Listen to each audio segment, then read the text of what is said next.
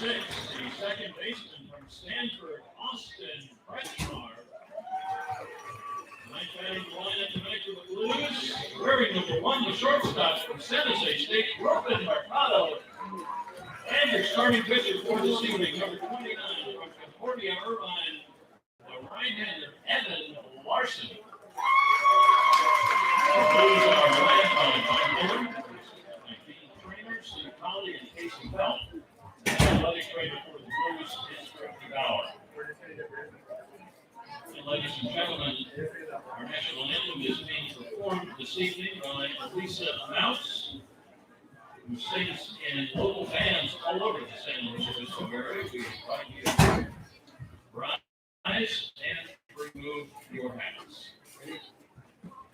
Oh, say, can you see what the dawn's early light was so proudly we hailed, and the twilight clouds gleaming, whose broad stripes and bright stars through the perilous fight, for the ramparts we run were so gallantly streaming, and the rockets red flame, the most rusty night, came through the night that our flag was still there. Oh, say does that star-spangled banner yet wave for the land of the free and the home of the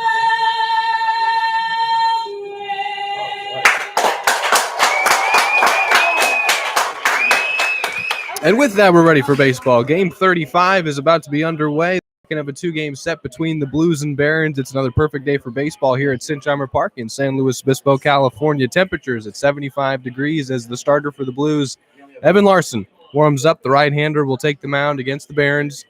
Blues are coming off of a 4-1 victory against this Academy Barons team, and they welcomed several of their starters back yesterday who were on a 10-day quarantine, and that was a county regulation just to take precautions for any COVID issues. And so those men are back, and it's good to have them back. They got their best start from Heston Toll last night. He went 6 full innings. He only gave up 1 hit, and the Barons finished last night getting 1 hit on 1 run. And this man, Evan Larson, knows all about holding a team to no hits, but eventually getting 1. That was Evan matching Heston Toll's 6-inning start. Only Larson against the Santa Barbara Foresters, when he went 6 full, he did not give up a hit. And Larson, who was tremendous, but his last time out, a little roughed up against Santa Barbara, so he'll be looking to right the ship. In his last start that came on July 15th, Evan Larson went 3 full innings, gave up 4 earned runs on 5 hits, walked a man and struck 4 out. We'll be looking to give some length to this Blues pitching staff and give bullpen a break. They've been taxed a little bit, but with new arms coming back, Blues are looking to right the ship. They've got, after tonight, there will be 7 more games, and then it's time to get into the playoffs if the Blues will be there. Right now, they would be if the season would end today. They're second place in the CCL South with their conference record at 11-11, 3.5 games behind the first place Arroyo Seco Saints, who are tied with Santa Barbara, but we'll continue to mention Santa Barbara is not going to Lincoln. They will not go to the CCL playoffs, so right now, the Blues would make it in the 2 seed. Evan Larson is making his 4th start, his 6th appearance, 2-1 record for Evan. His ERA at 3.17, 17 full innings pitched, 27 strikeouts on the season, 8 walks and 13 hits allowed. He'll face a Barons lineup that at the top goes with Kamau Neighbors, the second baseman. Jordan Williams bats second and plays left field. Alec Gonzalez is batting third and manning third base. About to be underway here. Game 35. Blues and Barons, second of a 2-game set. These two teams, after tonight, will play 3 more times. We will be in Compton at the MLB Youth Academy on Sunday, and then welcome them back for the 2 final games of the regular season right back here at Sinsheimer Park. Larson deals to Neighbors as we are underway with strike number 1 as that's fouled off to the left side. Larson has come out of the pen twice, but this will be his 4th start. He has stepped into this rotation, making quality starts. Mentioned the ERA at 3.17. If you take out his last start, he had been phenomenal. Only 2 earned runs in his previous 5 appearances. This one is lined into left field, and it's a single for Neighbors. First base hit and base runner for the MLB Academy Barons.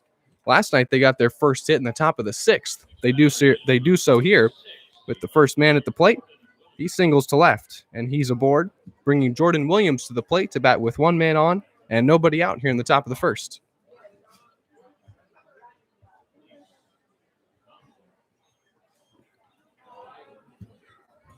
So the Barons get their first hit 5 innings earlier than they did last night. Williams swings and misses through the first pitch he sees from Larson, and the count is 0-1. Top of the 1st just underway. Kamau Neighbors just singled. He's safe at first. Coming into that at-bat, the Barons had 3 hits against the Blues in their previous 2 meetings combined. Already have 1 here. And a base runner aboard. Larson throws over to first to check on him. He's safe. 0-1 the count to Williams, CCL All-Star. Barons come in with their record of 5-16. Of course, coming into last night's ballgame, we're coming off of a major upset win against Arroyo Seco, but couldn't follow that up with a victory against the Blues. That one is hit down the line and right, but foul. Count 0-2 on Jordan Williams. They're in last place in the South, 5-16 record, as mentioned, all in conference. They are the only team in the CCL that has not played any out-of-conference games. They're 5.5 games behind SLO, and we mentioned last night that if they wanted to make any sort of run at the playoffs, they would seemingly have to sweep these 5 games against the Blues. In 2 games so far, they have been able to come away with a victory. 0-2 the count with runner on first. Nobody out in the top of the 1st. Fouled off to the left side. Last night, 4-1 was the score, but it was deceiving. The Barons would get back-to-back men on base. Or they would not get back-to-back men on base, but every time a leadoff man would reach, Blues pitching would get the subsequent 2 or 3 batters out to strand runners in scoring position.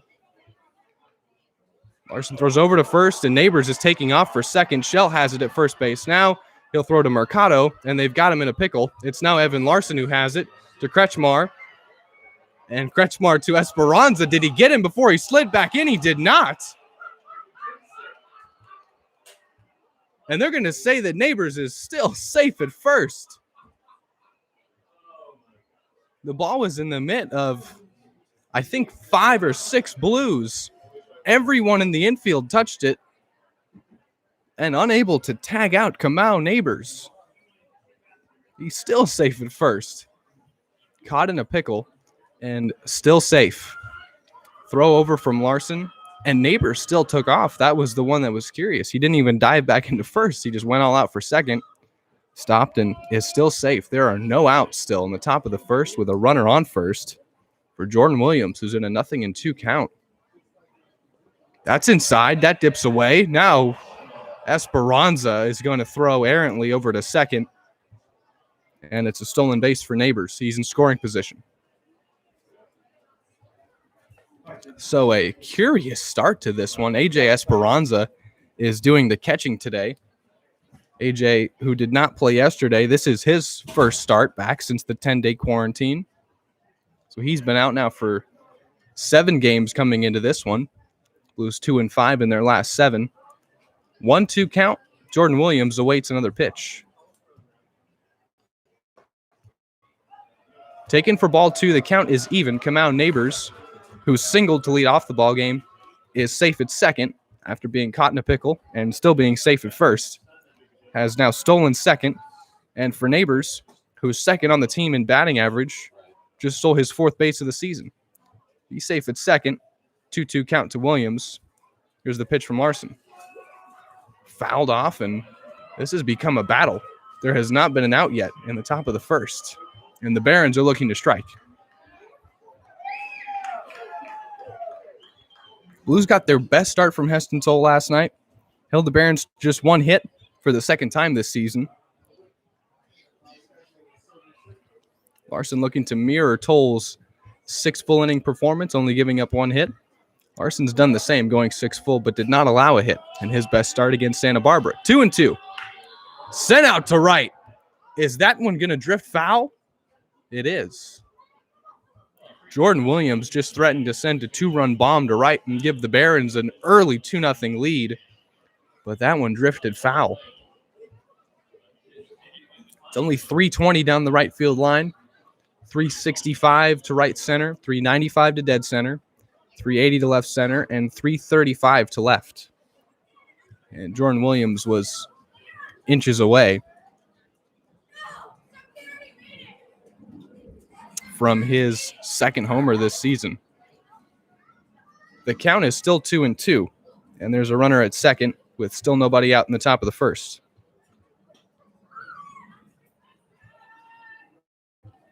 Two pitch. Ball 3.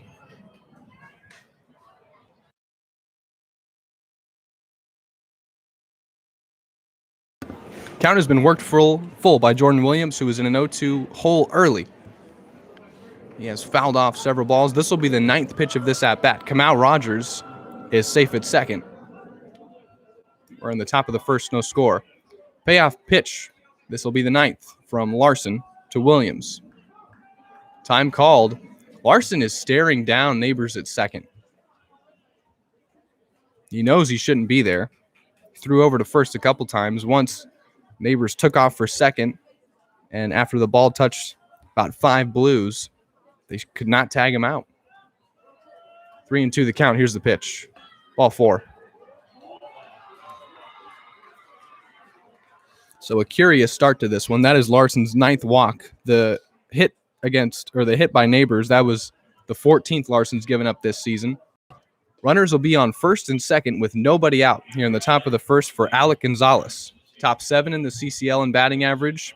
Leads the Barons himself, and also in RBIs with 14. He'll be looking to add to that season total. Men on first and second with nobody out for Evan Larson and the Blues in the top of the first. Here's the first pitch to Gonzalez. Strike 1.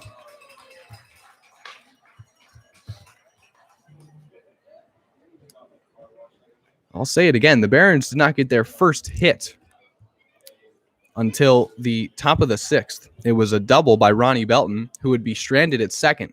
Did it leading off the inning. 3 straight outs recorded by Heston Toll to get him through 6 scoreless. Breaking ball. Misses for ball 1 from Evan Larson. This is Evan's 4th start. 2-1 record. Still staring down Neighbors at second. It's got to be frustrating. You give up the leadoff single. You think you've got a man out when you throw over to first to pick him off. And now he's in scoring position, as is Williams, who's safe at first. This is grounded to Kretschmar. He'll gun to first in time to get Gonzalez, but in the process, both runners move 90 feet and now are both in scoring position at second and third.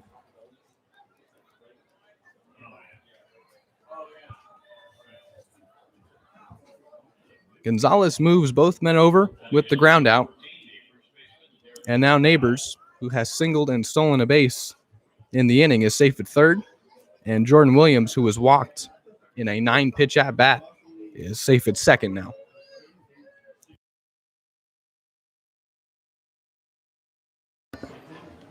One out in the top of the first. Men on second and third for Darian McDowell, who we did not see last night. McDowell will take strike 1, and Neighbors is dancing over there and trying to get in the head of Evan Larson here early.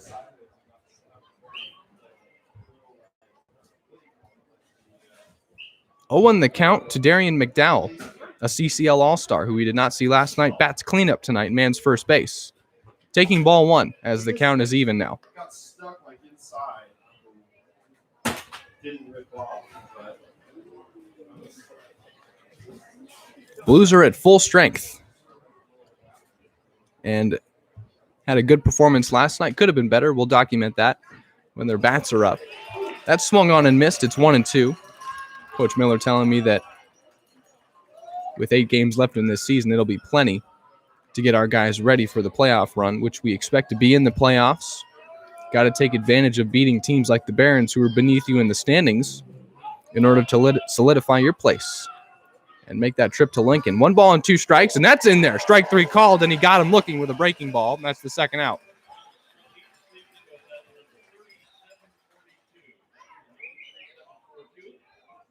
Bringing James Williams to the plate. He's doing the catching tonight.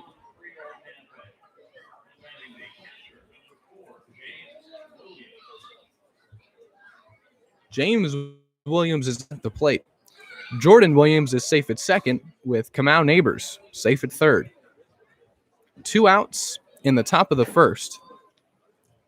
We saw a runner, Jordan Williams, be stranded at third base with nobody out in the top of the first yesterday. Strike 1.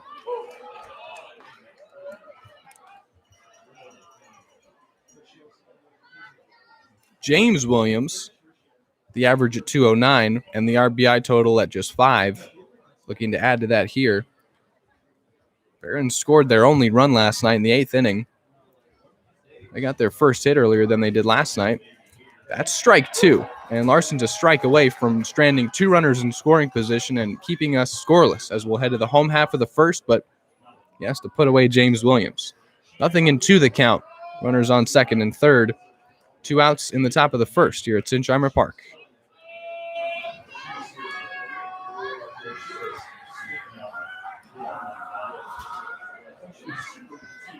Oh, 2. Sent out to left. It's flared and beyond the reach of Grotto. It'll score 2 runs. Williams is safe at second with a stand-up 2 RBI double. The Barons lead 2-0.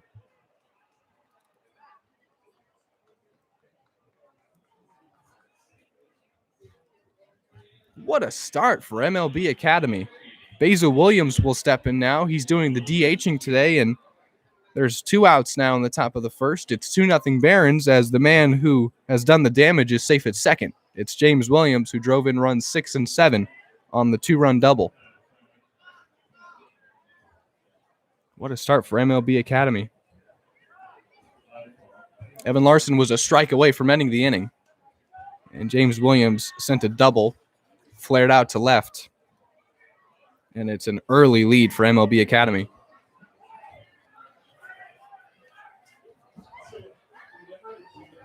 This is the worst team in the league who did play upset to the best team in the league record-wise, Arroyo Seco, just a couple nights ago. They won 7-4. Are looking to play spoiler here. Larson, his first pitch to Williams, is sent out to center, and Cermak will have to range on now. Now Mercado will call for it and make the catch in shallow center, but not before a 2-run double is hit by James Williams to give the Barons their first lead against the Blues this season, and it's the most runs they've scored against the Blues and has tied them for. It's 2-0 MLB Academy, and we are now going to head to the home half of the first.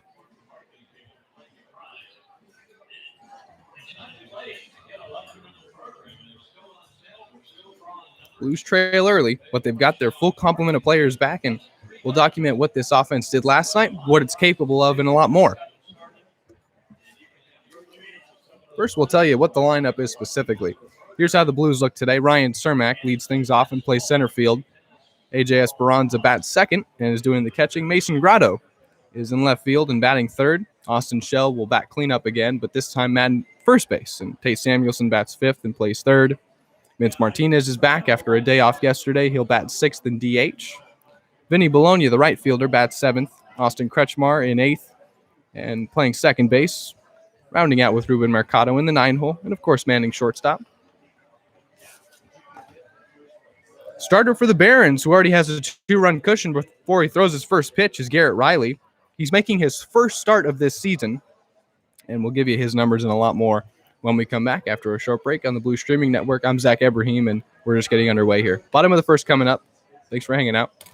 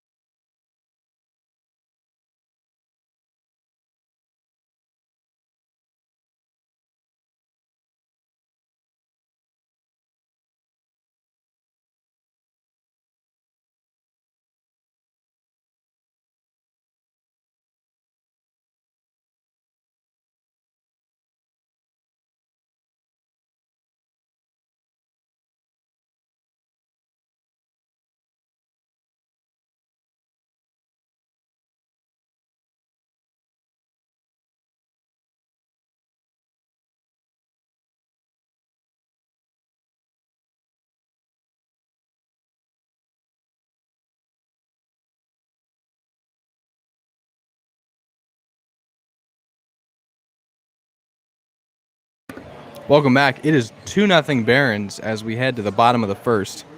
Ryan Cermak will step to the plate and face Garrett Riley, who's making his first start this season. He has come out of the pen in his 5 previous, ERA of 4.5, but that's very misleading when you look at Riley's numbers, and we'll tell you why. He's got 10 full innings pitched under his belt, 9 strikeouts, 7 walks, 8 hits allowed for Riley. Again, making his first start, but in 4 of his 5 outings of relief, he has only given up 1 hit and no runs. He delivers strike 1 to Ryan Cermak. His worst performance was back on July 7th against the Saints, 5 earned runs on 4 hits. That's the only reason the ERA is inflated. 0-1. And Cermak swinging away at the second pitch he sees, and it is sent foul into the Blues bullpen. So 0-2 the count to Cermak. That man led yesterday's ballgame off with a homer on the second pitch that he saw, sending it deep out to left, his 3rd homer this season. So Cermak got the scoring started, and in his first at-bat back from a 10-day quarantine, he went deep. Solo homer that led off yesterday's ballgame and gave the Blues their early 1-0 lead. The Barons have an early 2-0 lead here tonight. This one is grounded to Gonzalez at third. Routine play to first, and there's one gone. For Cermak yesterday, he went 3 for 5 with the solo homer and 2 RBIs. That was in his return. This is the return for AJ Esperanza. In the 2-hole today, this is his first start since coming back. Did the catching in the first and will do so for the rest of the game. Bats second with 1 out and no one on here in the bottom of the first. It's 2-0 Barons as Riley got himself a quick first out. And here's the first pitch to Esperanza. It's taken for strike 1. So you take away Riley's performance on the 7th, in which he gave up 4 earned runs. As here's an 0-1 to Esperanza. Sent out to right. That one is going back. That one is at the wall. It's a double for AJ Esperanza to get the Blues offense started. Inches away from a homer. Inches away. And it's a double for AJ. He is safe at second.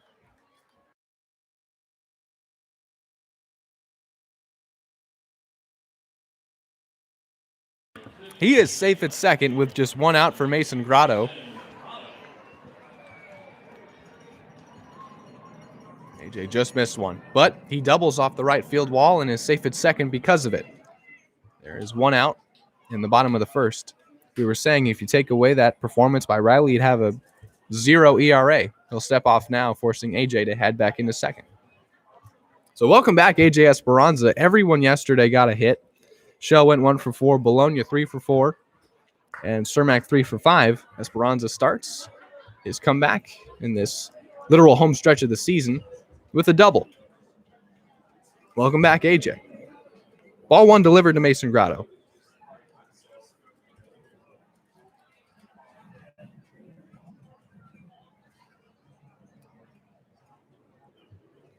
One ball and no strikes. Esperanza safe at second with 1 out in the bottom of the first. Grounded to Gonzalez at third again. He'll look off Esperanza and gun to first. There's 2 away for Austin Shell.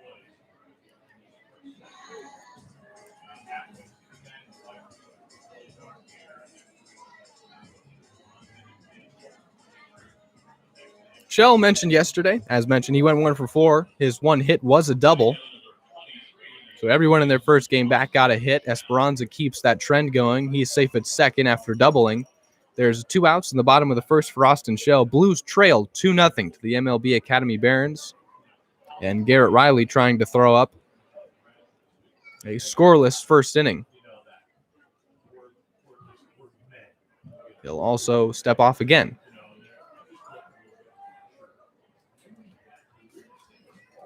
Blues had 3 extra base hits yesterday. Only 1 would lead to a run scoring, and that was Cermak's solo homer. Even with the 3 big bats back in the lineup, Esperanza now the 4th to come back, the Blues could only muster 4 runs. They had 12 hits. First pitch from Riley. This one is sent out. It is gloved by Brown. He'll gun to first. in time. What a play from Kemet Brown deep in the hole at short. Gunning across the diamond. It took a couple hops, but it was in time to get Austin Shell. They strand a runner at second, and Garrett Riley indeed throws up a scoreless first inning on the mound, getting out some heavy hitters. And it's 2-0 Barons after one. The left side of the Barons infield had all the work, got all the outs, and Garrett Riley works around a AJ Esperanza double to hold the Blues scoreless. And it is 2-0 Barons as we will head into the top of the second here at Sinsheimer Park in the second inning of work for Evan Larson. So the Blues already stranding a runner at second. We mentioned 4 runs last night. Okay, solid, enough for the victory, but they had 12 hits, and this is when we say there was a lot to be desired. Aside from Cermak's leadoff home run, let's say we take that away, the Blues had back-to-back men reach 6 times last night, okay? 6 times. They only scored 3 runs because of it. They had the bases loaded twice, once with no one out. They would only score 1 run. So 4-1, it's deceiving because it should have been a little more lopsided given what the Blues have done to the Barons so far this season and what they've done to teams beneath them in the standings. They are just, we've seen them give themselves more of a cushion as we head late into ball games. The Barons would threaten. They would continue. Even with 1 hit, they would get leadoff walks. We can look at this now. Just last night, they would have the first man of the entire ballgame, Jordan Williams, who led off the game yesterday. He would reach on an E6. He'd find himself at third with nobody out, and Heston Toll, who was brilliant, would get the 3 subsequent men out. Toll would go on to have 3 straight 1-2-3 innings, 4 straight, and then in the 6th, they get the leadoff double. He gets 3 consecutive outs to strand him there. Ryan Ward, pitching in relief, allows a leadoff walk to James Williams in the 7th. He'd get 3 straight men out. He'd allow a leadoff walk to Robert Brew, strike out Belton, then walk Rodriguez. Williams would reach on an air. The bases were loaded for the Barons in the top of the 8th, but he would strike out Malbrough to end it. So the Barons, even though they put up their 1 hit yesterday, it was a double. They would get men on base via base on balls, but they would be stranded there by Blues pitching. That's strike 1 to Julian Boyd, leading off the top of the second with the Barons leading 2-0. So as much as that first inning was strange, last night's ball game was strange as well. That's strike 2. And Larson is ahead 0-2 on Julian Boyd.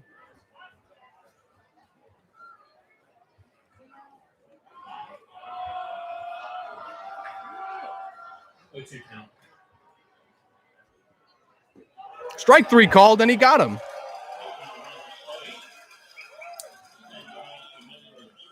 Second strikeout for Larson. Second strikeout looking. And there's 1 gone for Chase Call, right fielder. Batting 8th today. 1 out and no one on here in the top of the second.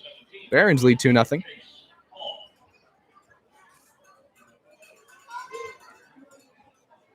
Chase Call with the average at 242. Freshman at Irvine. Flares 1 out to right. This one's going back. Bologna's drifting and makes the catch shy of the warning track. On the first pitch he sees, he swings away and flies out to right. A loud second out brings Kemet Brown, who made a tremendous play at short, ending the bottom of the first, to the plate. 2 out, no one on.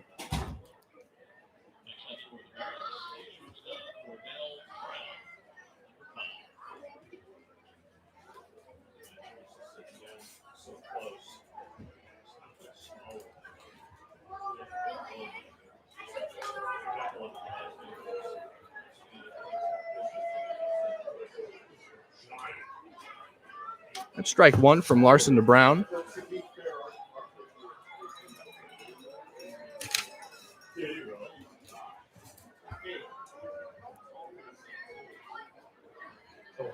Oh, 1. Now 0-2.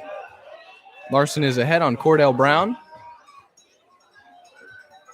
Cordell Brown is a freshman at San Joaquin Delta College, hometown of Sacramento. He's from NorCal, but playing his summer ball in SoCal. 0-2 from Larson. That's popped up in the infield to have a look. Mercado's in shallow left. And now Grotto calls him off to make the catch to retire the side. So Larson, following up his 2-run top of the first, throws up a scoreless second and a 1-2-3 inning to keep us at 2-0 in favor of the Barons.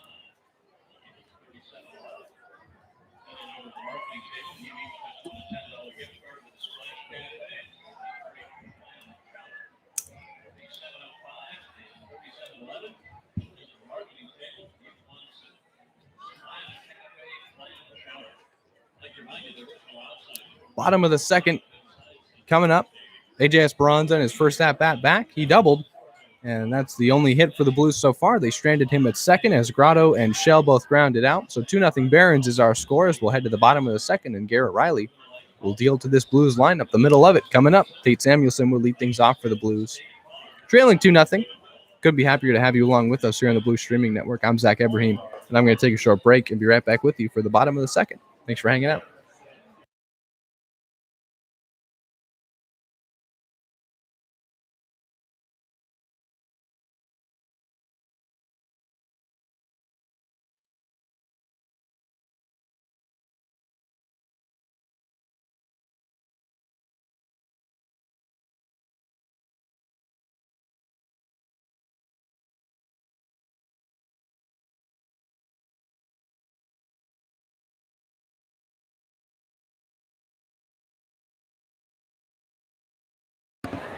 Blues facing early adversity, down 2-0 to the Barons. Tate Samuelson will step to the plate, leading off the bottom of the second. Previously, the Barons had 3 hits and 1 run against the Blues in their 2 meetings so far this season.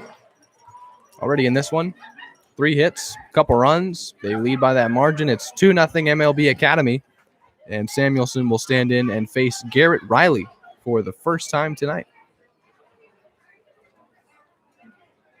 Samuelson 1 for 4 last night. Take strike 1.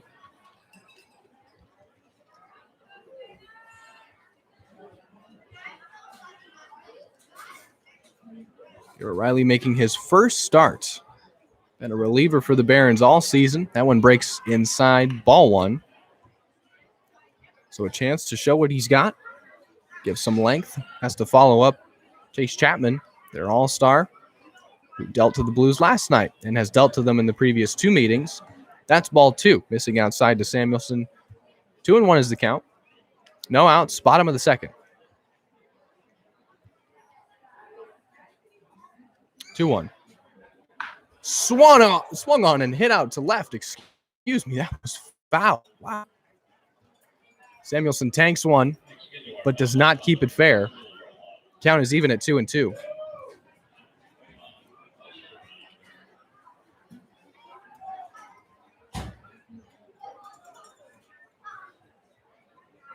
Samuelson put a charge into one, just couldn't keep it fair. 2 balls and 2 strikes. Riley deals. Breaking ball, that one is sent. That's a little lower, but still foul. So Samuelson's trying to pull the ball out of here, or at least get extra bases off of Riley. He's given up just the 1 hit. That was to Esperanza in the bottom of the first. We're in the bottom of the second now, and Samuelson's leading things off with no one on and no one out. 2-2. Breaks low for ball 3. Count has been worked full by Tate Samuelson.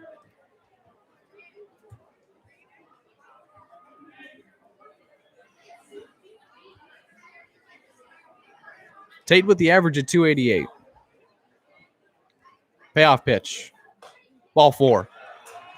And Samuelson takes his 18th walk of the season, tying TJ Clarkson for the lead in that statistical category on the Blues. He's safe at first for Vince Martinez. Vince had the day off yesterday.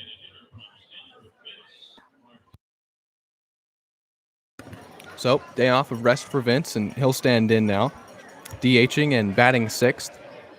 Samuelson safe at first after working a walk. There's still no outs in the bottom of the second here at Sinchheimer Park. The Barons lead 2-0, and Vince Martinez awaits the first pitch from Garrett Riley. Outside, ball 1.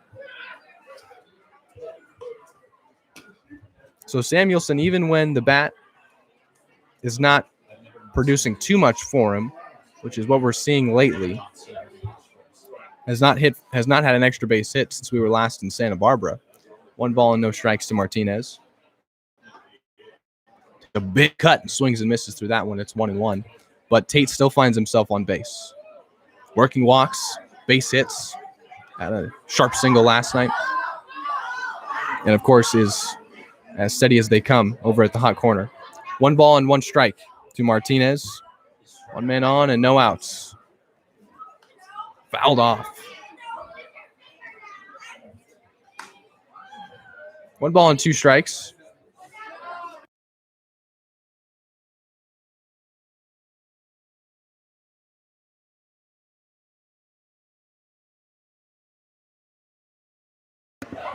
Martinez looking for that first hit since July 18th. Since then, as he'll take in the dirt ball too. Samuelson taking off for second. Throwing is Jordan Williams behind the plate, but it's a stolen base for Tate Samuelson. He's in scoring position with still nobody out for the Blues. For Samuelson, it's stolen base number 6.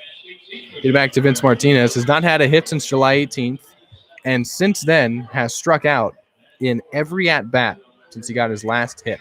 So 2-2 the count. Trying to drive in the Blues' first run. It's the second time they've had a man in scoring position for the second straight inning now. It's Samuelson who led things off with a walk. He's safe at second now. And Vince Martinez is in a 2-2 count. Still nobody out. 2-0 Barons in the bottom of the second.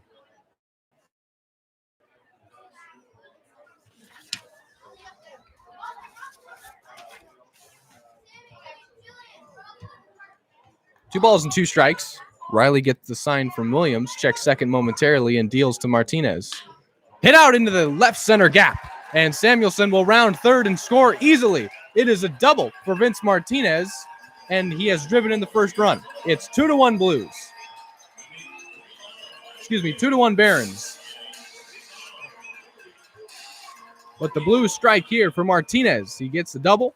It's his third as a Blue and RBI number 9. Just like that, they've cut the lead in half. Barons still lead 2-1. But there are still no outs as Vince Martinez trades places with Tate Samuelson.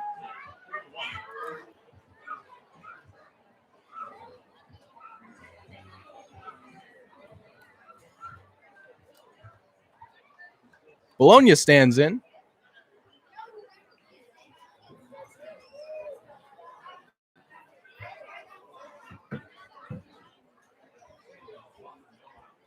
Still no outs in the bottom of the second. Vince Martinez doubled in Samuelson to get us now at a 2-1 score. Bologna went 3 for 4 yesterday with 3 singles. He'll take strike 1 on the outside part of the plate. He singled all 3 times and came in to score every time he got on base. Bologna scored 3 of the 4 Blues runs yesterday. The other was Cermak, courtesy of his solo homer, which drove himself in. Final last night was 4-1, and we mentioned that Blues left a bit to be desired, trying to capitalize here and possibly tie this game. Bologna batting with a runner on second and no one out in the bottom of the second. I'll say he didn't check the swing, and the count is even now at 1-1. So Bologna, who I was talking to before the game yesterday, was itching to come back. Showed it with his play. 3 hits, the most he's had in a ball game as a Blue. All 3 singles, all 3 good pieces of hitting. Bats now with Martinez at second. He made this a 1-run ball game. And still nobody out. That's popped up and drifting foul. Count 1-2.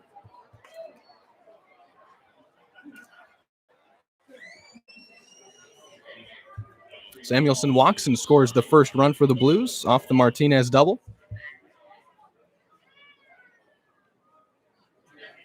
This is just the second time Riley has given up an earned run in an outing this season.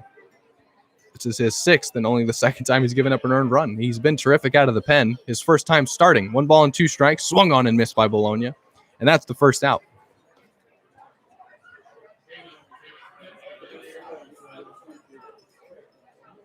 It is 2-1. Barons still lead. Had a 2-run top of the first against Evan Larson. Here comes Austin Kretschmar to bat with a man on second and 1 out now. Kretschmar, the infielder from Stanford. 269 average since he got to the Blues. 14 hits for him on the season. Just one extra base hit. That was a double. Has driven in a couple in his short time, but has been excellent defensively. Runner in scoring position. 2-1 Barons our score. Lined up into center field. A base hit for Kretschmar. Martinez rounds third. He will score with no play. It's 2-2.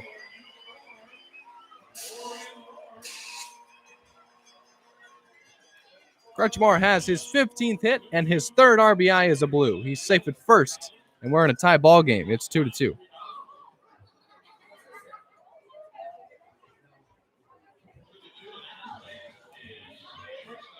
Still just one out for Ruben Mercado, who bats with Kretschmar at first. And we are now tied at 2.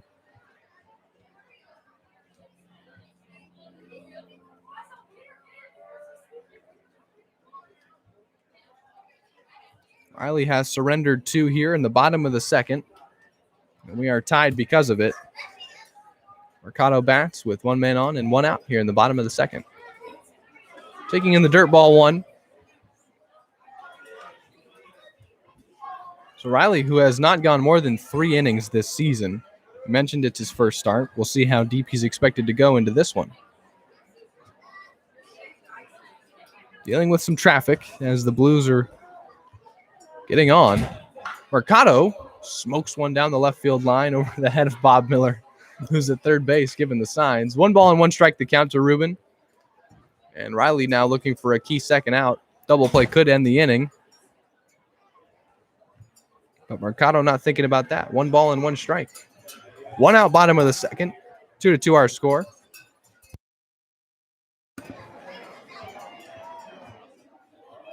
Mercado flares one into center, and Boyd is under it for the second out.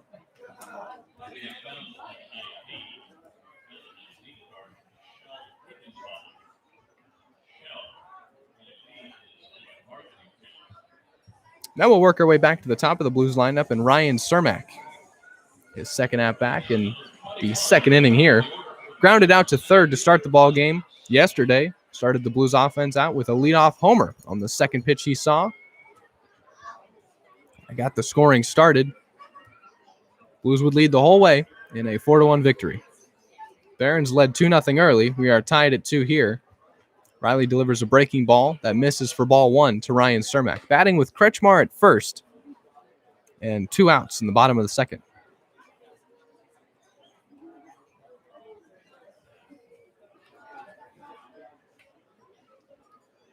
Riley comes set and deals a 1-0 to Cermak. That dips inside again and misses for ball 2.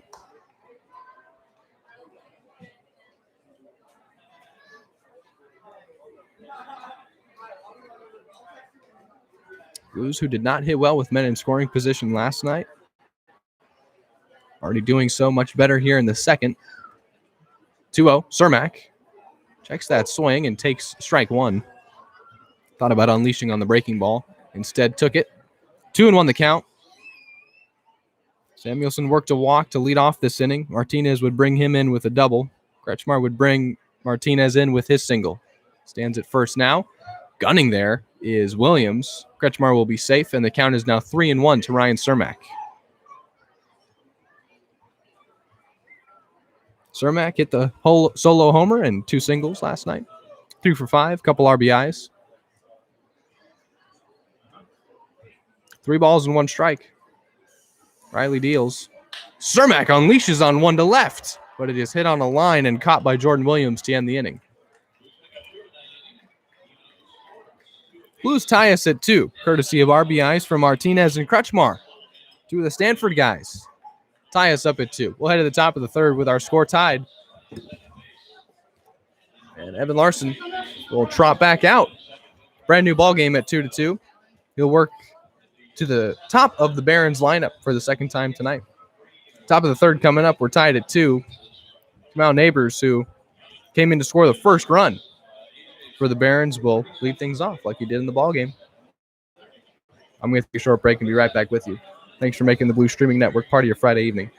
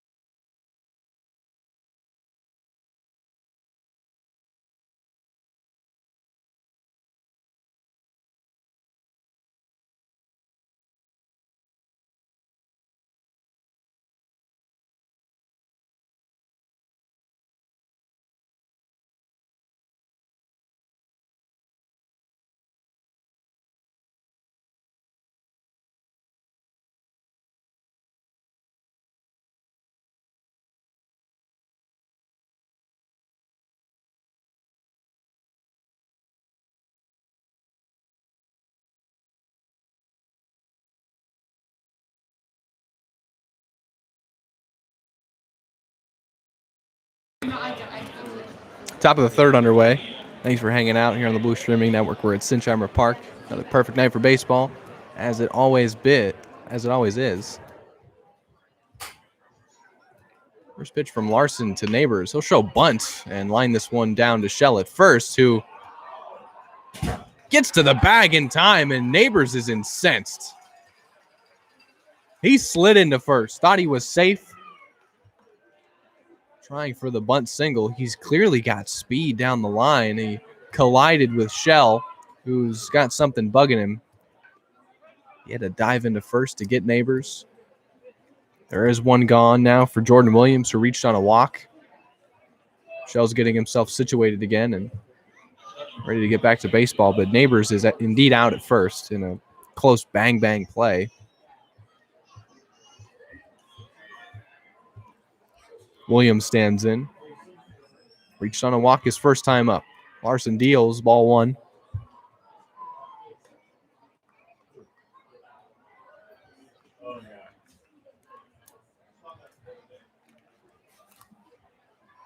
One 1-0 pitch.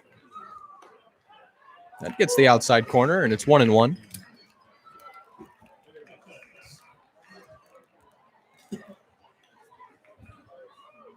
One out in the top of the third. It's 2-2. Outside, ball two.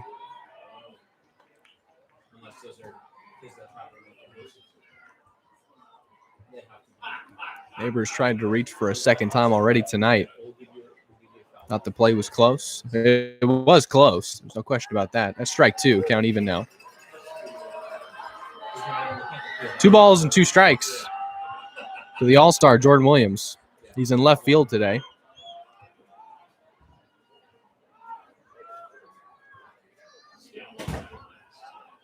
Two-two pitch from Larson.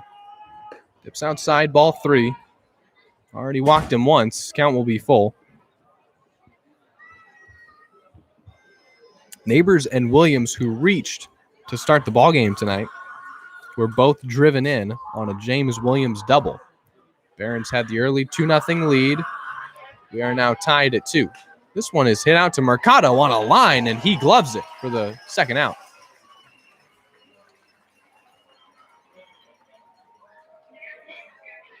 Two gone now, and the base is empty for Alec Gonzalez.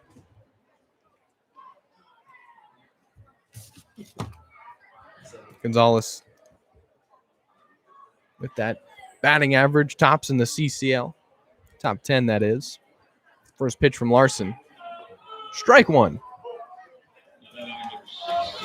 Evan Larson had himself a 1-2-3 second, trying to have a 1-2-3 third. Here's an 0-1 pitch to Alec Gonzalez. Checking his swing and taking strike two. Now he's a strike away from doing so. It's been a quick inning of work following his little lengthy top of the first. Gave up 2 runs. Brand new ball game. 0-2 pitch. Dips low, ball 1.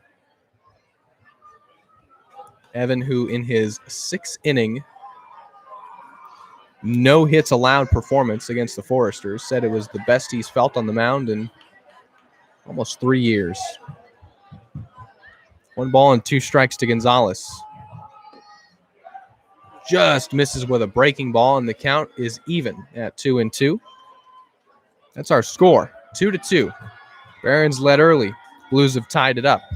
We're in the top of the 3rd here at Sinsheimer Park with 2 outs. Gonzalez takes ball 3. As that misses again, count worked full for a 2nd straight hitter. And Gonzalez will await a payoff pitch from Evan Larson.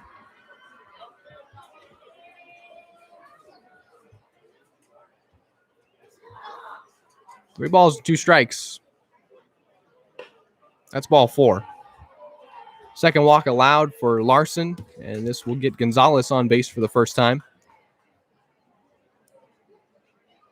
It's a 2-out base runner for the Barons, and Darian McDowell, CCL All-Star, who we did not see in last night's ball game, batting cleanup tonight and playing first base, struck out looking in the top of the first. We're in the top of the 3rd now. There's a man on with 2 outs, and we're still tied at 2. Entertaining start. Curious top of the 1st, but here we are in the top of the 3rd.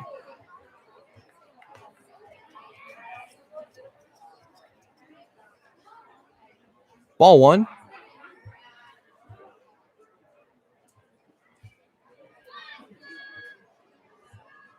Here's the 1-0 pitch. That's strike 1, count even.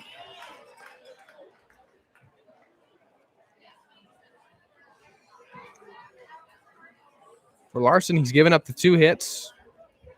1 to Neighbors and 1 to Williams that did the damage. 2 walks allowed now. 1-1 pitch. Swung on and foul tipped away. It is 1-2. Fans chant for hot sauce. Larson's already struck out 2, both looking. Now 28 for Evan on the season. That walk he just issued was number 10. And it's why Gonzalez is safe at first with 2 outs in the top of the 3rd. 2-2 our score. 1-2 pitch. Got him swinging. It's the 3rd strikeout for Larson. This one's swinging, and it's hot sauce for a fan. We'll give that away and head to the bottom of the 3rd, still tied at 2, and it's a scoreless top of the 3rd for Evan Larson. He tacks on a 3rd strikeout and keeps us tied. Blues bats will be up in the home half of the 3rd when we come back, but before we take a break, we want to thank one of our many generous sponsors of the San Luis Obispo Blues. We want to thank Via Automotive. They've been with us since 1946. That's all 75 years of the Blues' existence. Can you believe that? Via Automotive, if you're in need of any automotive repairs in the San Luis Obispo area, check out our friends at Via Automotive, where their slogan is, "Our family taking care of your family." It rings true with them. I'm going to take a short break and be right back with you. Bottom of the 3rd coming up on the Blues Streaming Network.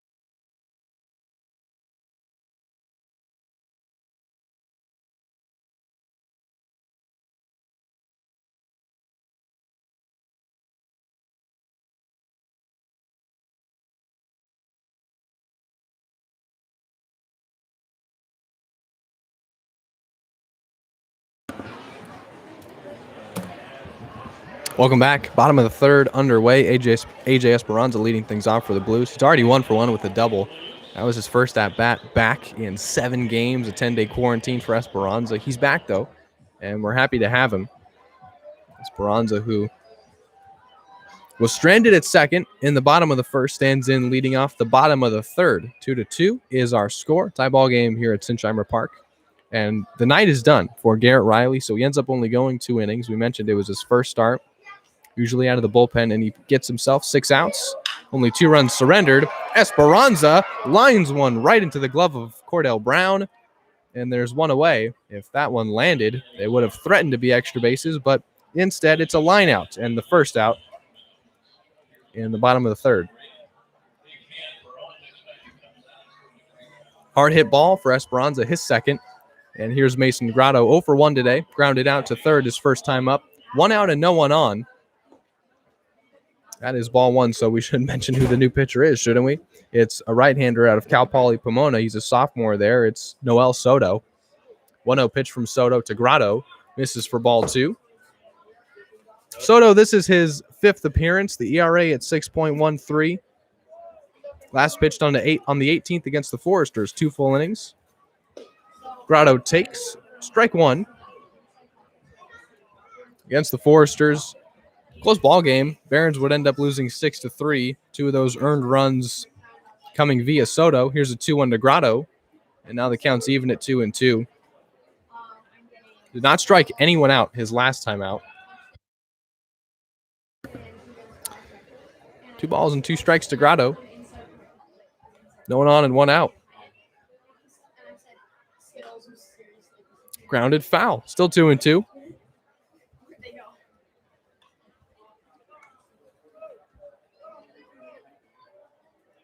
We are tied at 2 in the bottom of the third. Grotto 0 for 1 today. Awaits a 2-2 from Soto. This one is grounded. Who has it? It's Gonzalez ranging in front of Brown and gunning to first. Splits done by McDowell, and it's the second out. Second ground out to third for Grotto. It's the second out of the inning, bringing Austin Shell to the plate. Bat with no one on and 2 outs. Tie ball game in the third.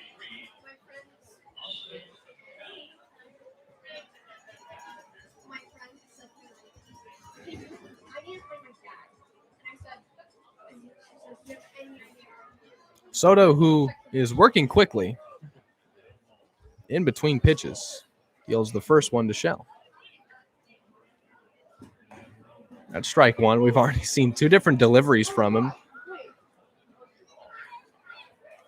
Nothing in 1 the count to Shell. Austin just got back. It's his second game back, and he's already going to play a second defensive position. He's manning first base today, as he did the catching last night.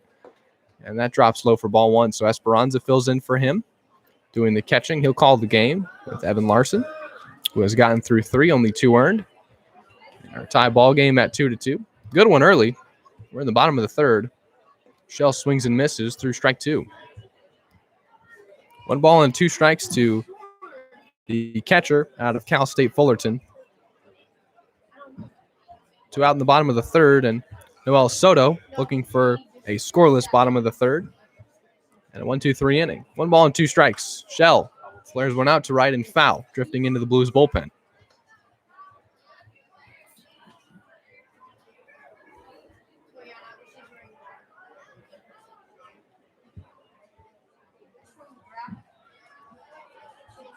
One-two pitch. Strike 3 called, and he got him. Shell kind of knew it.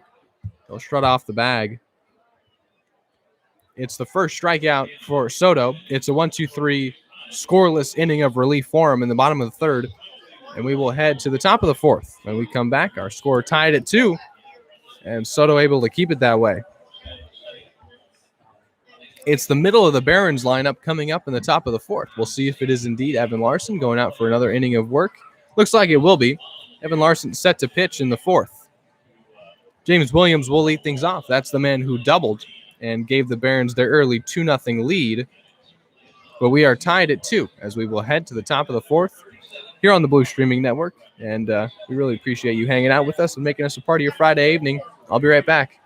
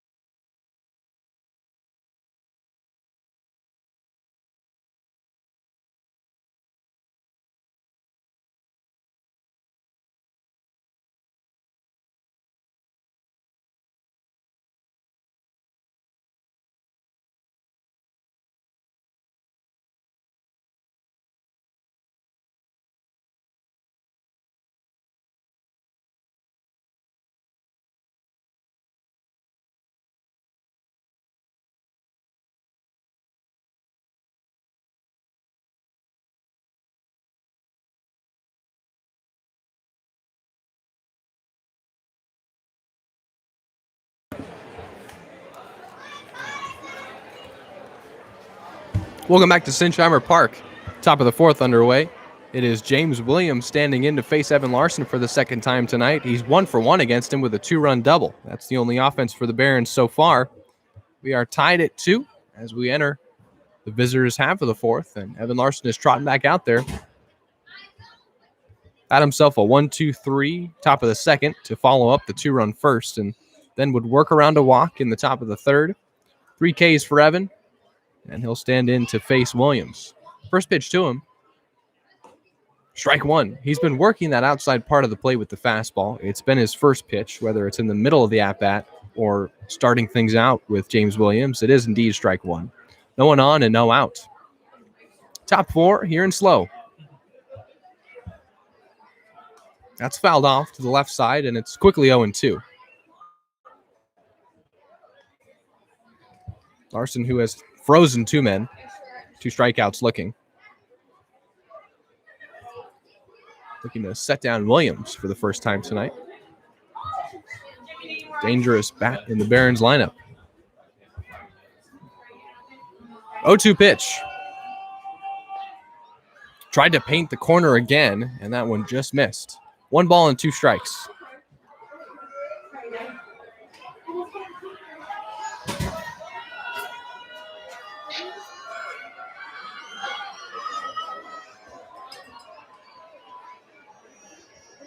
One, 2. That one dips low for ball 2. Count is back to even. Williams was behind 0-2, has now worked it back.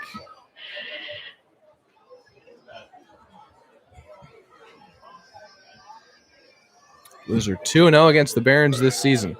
Trying to make it 3. This is the second of a 2-game set here at home for the Blues. 2-2 pitch. Swung on and missed, strike 3. 4th K for Larson.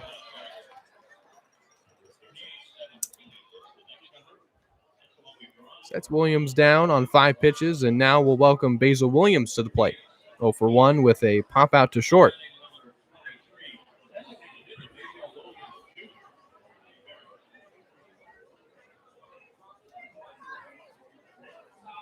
For Williams, the average is just 184. 9 hits on the season for him. Flared out to left. Grotto tried to dive and make the catch. He did not. What an effort for Mason Grotto out and left. But it is a base hit for Williams. He'll be safe at first with a single. And that one just squeaked out of Grotto's glove. And Williams is aboard with 1 out as Boyd steps to the plate. One of Larson's 4 strikeout victims already tonight. 1 man on and 1 out here in the top of the fourth. The tie ball game, our score is 2-2.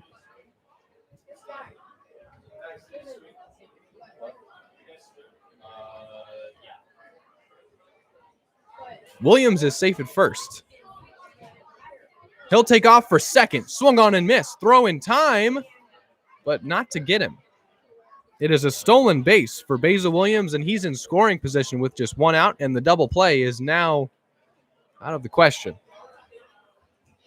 0-1 is the count as Boyd swung and missed through the pitch from Larson. In the process, Williams stole second and is in scoring position. For Williams, that is stolen base number 5 for him this season. 0-1. Swung on and missed again by Boyd, and it's 0-2. Larson has already dealt with some traffic.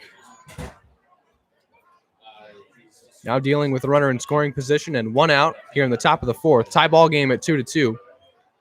And 0-2 is the count as he'll deliver a 3rd pitch to Julian Boyd. He'll check second twice and now deal. Boyd checked the swing on a pitch that was high and took ball 1. Larson, who certainly takes his time out of the stretch, will either check first out of the corner of his eye or stare down whoever's at second. 1 ball and 2 strikes, the count to the center fielder, Julian Boyd, 0 for 1 today with a strikeout swinging. He'll take ball 2.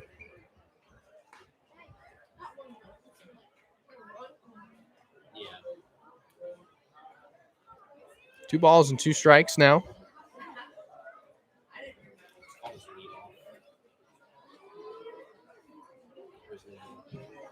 for Boyd. He's driven in 13 on the season. Trying to tack on to that number. 2-2. They'll foul one off.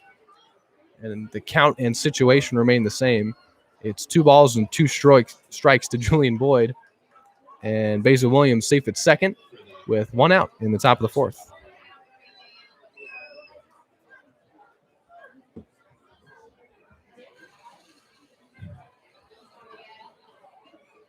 Two-two pitch coming up from Larson. Dealing with a runner in scoring position. Looking for a key second out. He'll get it. It's a strikeout for Boyd. 5th for Larson. Excuse me, 6th. Nope, it's his 5th. Yeah, struck out the last 3 men swinging. Trying to strand a runner in scoring position with 2 outs in the top of the 4th.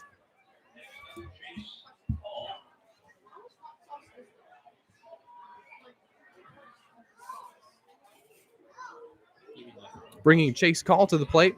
Flared out to right on the first pitch he saw. Swinging away. Bats with a runner in scoring position and 2 outs in the top of the 4th.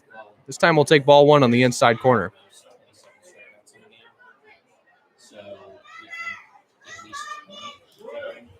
Mentioned the average for Call. 242. Coming off a 2-for-3 ball game in their win over the Saints. Drove in a run and walked. 1-0. Now 1-1. RBI total for Chase is at 5. Trying to tack on here. He's homered once. This is only extra base hit. Did not see Call in last night's ball game. Batting 8th tonight. 1 ball and 1 strike. Larson steps off, forcing Williams to head back into second. Larson has struck out 5 and is trying to pitch his 3rd consecutive scoreless inning. We're in the top of the 4th. There's 2 outs. 1 ball and 1 strike. The count to Chase Call. Swung on and missed, and stealing 3rd now is Basil Williams. It's his 2nd stolen base of the inning, and he is 90 feet away from scoring as Call swung and missed through the pitch.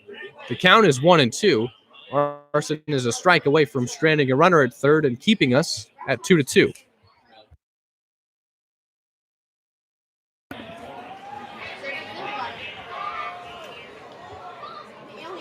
One and 2 the count to Call. And Larson dealing with a runner at 3rd. Trying to strand him there. 1-2 pitch.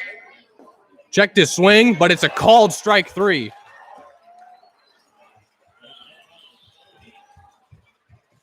Call wants an explanation on where it was. He'll get it. And it is the 6th strikeout for Evan Larson. He strikes out all 3 in the inning and stranding a runner at 3rd as Basil Williams singled, stole 2nd, stole 3rd, but back-to-back strikeouts of Boyd and Call will strand him there. We'll stay tied at 2-2.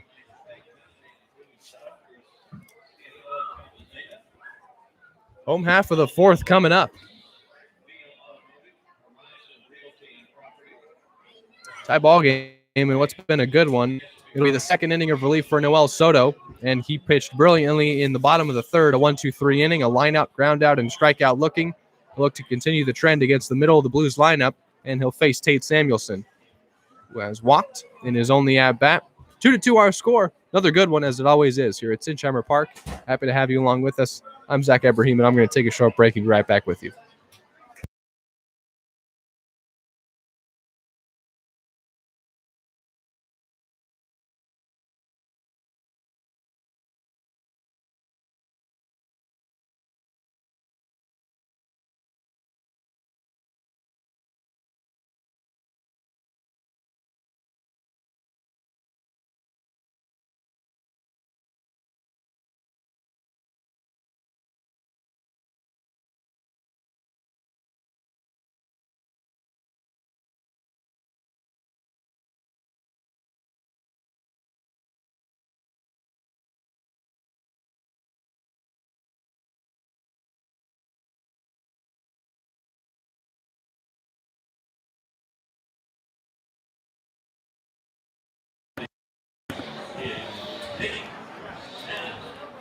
Welcome back. We're in the bottom of the 4th.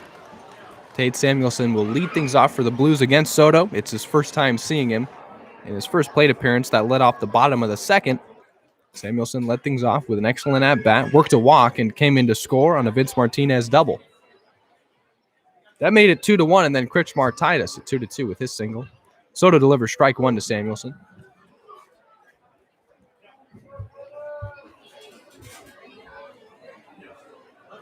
Oh, 1.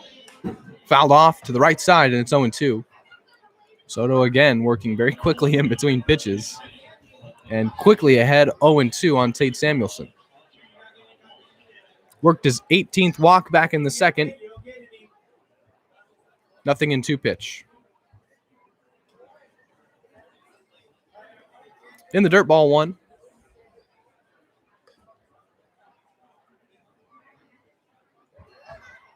ERA for Soto above 6, but comes in and eats up innings. This is seeming it's a bullpen game for the Barons. Their starter Garrett Riley went 2. Soto, Samuelson checked his swing, delivered ball 2 now. He's trying to get through his second inning of relief. We are tied at 2.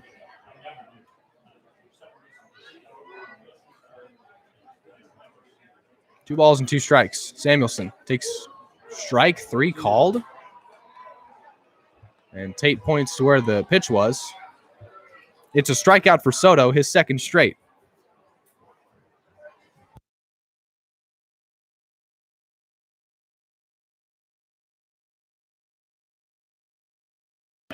Here's Vince Martinez, 1-for-1 with a double.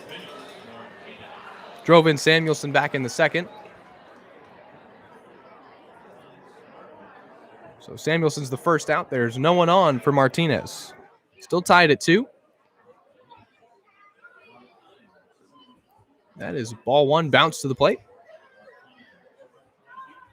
Soto's seen 4 Blues, has set them all down, 2 strikeouts to him. It's Martinez. Day off yesterday, has already doubled and came in to score on the Kretschmar single. We are tied at 2 in the bottom of the 4th. Takes a second straight breaking pitch outside. It's ball 2.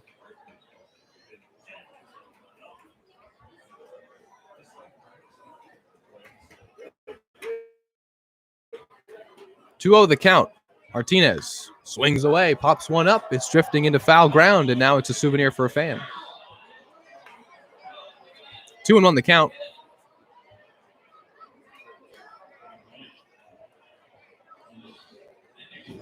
Soto has struck out 2 straight, but now has to deal to the middle of the Blues lineup, which is the reason we're tied at 2. 2-1. Martinez pops this one up. It's fair. It's in shallow right now. 3 Barons converge, and now Call makes the catch. There's 2 gone. Bringing Vinny Bologna to the plate to bat with 2 outs and no one on in the bottom of the 4th. He struck out swinging in his first AB. Vinny went 3 for 4 yesterday, 3 singles, scored 3 of the 4 Blues runs. In his natural position, he's used to playing right, and he's playing there now. Batting 7th and taking strike 1 from Noel Soto, who has now set down 5 straight Blues. We are tied at 2 in the bottom of the 4th. 2 outs and no one on for Bologna. 0-1 pitch. Soto pauses twice in the delivery and gets Bologna to swing and miss through strike 2. He's got a few different deliveries.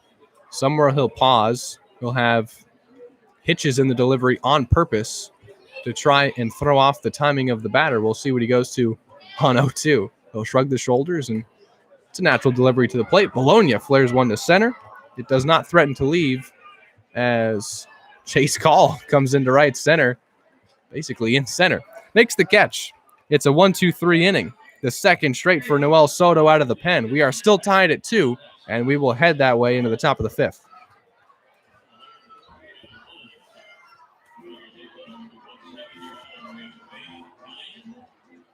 Game 35 of the 75th anniversary season of San Luis Obispo Blues baseball.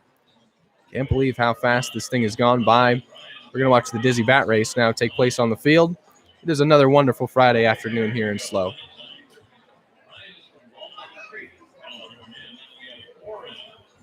Happy to have you along with us. I'll take a short break. I'll be right back with you. Top of the fifth coming up. Barons bats. Cordell Brown due up. We're tied at 2. Don't go anywhere.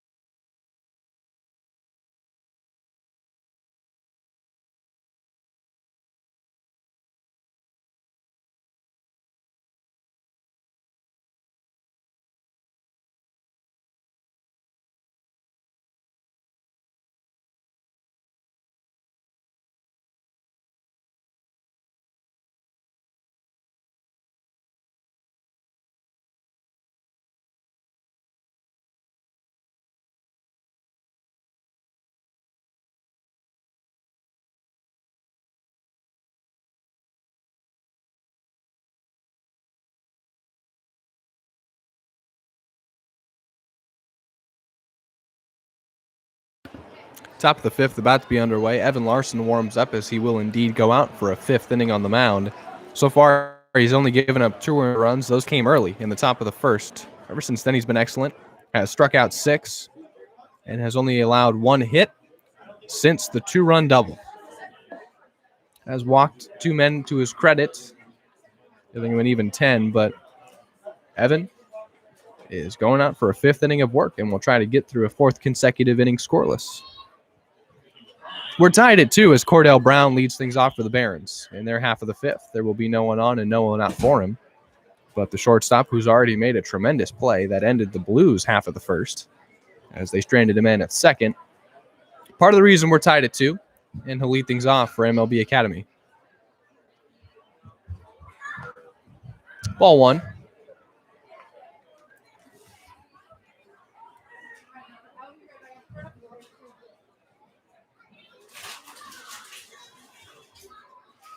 (1-0) and now sent back up into center. It's a base hit for Brown, and that'll lead off the top of the 5th. A single has him safe at first, and the freshman out of Sacramento has his 9th hit of the season. Didn't see him last night, but against the Saints back on the 21st, went 1 for 4 with a run scored. Safe at first for the top of this lineup as Kamau Neighbors stands in. He's 1 for 2. And if you ask him, he thinks he should be 2 for 2. Tried to bunt single his way aboard, leading off the top of the 3rd. Bang, bang play at first.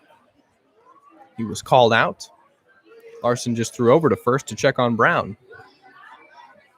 Barons have not been shy to steal. They've already stolen 3 bags. Time called.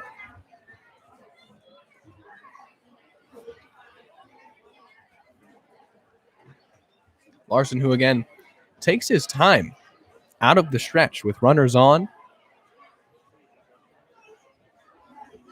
Throws over to first now. And it's deliberate. Wants you to guess whether he's going to throw over to first, which he tends to do every time a man gets on. Neighbors still awaiting the first pitch from him, and here it is. It's swung on and missed for strike 1.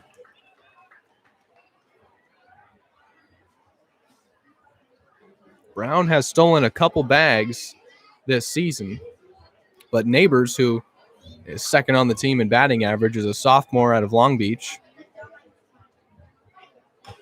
This one is grounded foul, and it's 0-2. I didn't see him last night either. So some new faces in this Barons lineup. already paying dividends as we are tied at 2. At no point last night were we tied, as the Blues would win 4-1. Nothing in 2 pitch coming up. Throw over to first. We'll check on Brown, and he's still safe.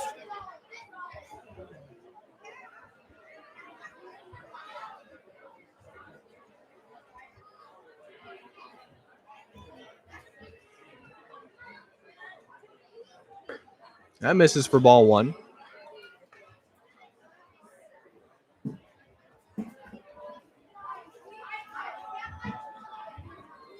Neighbors, this will only be his 12th game with the Barons. And for MLB Academy, it's game 22. Brown's taking off for second. Hit and run was on. Kretschmar will take it into his glove and throw to first for the first out. And running on contact was Brown. He's safe at second now as Neighbors grounds out to second. 1 gone for Jordan Williams, who has walked and popped out to short.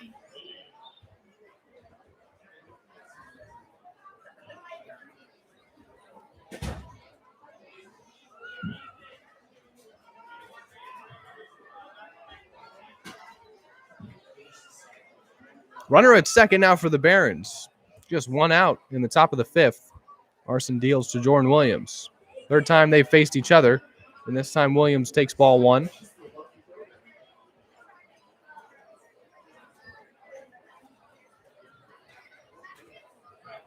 Jordan Williams, a freshman at San Jacinto College North.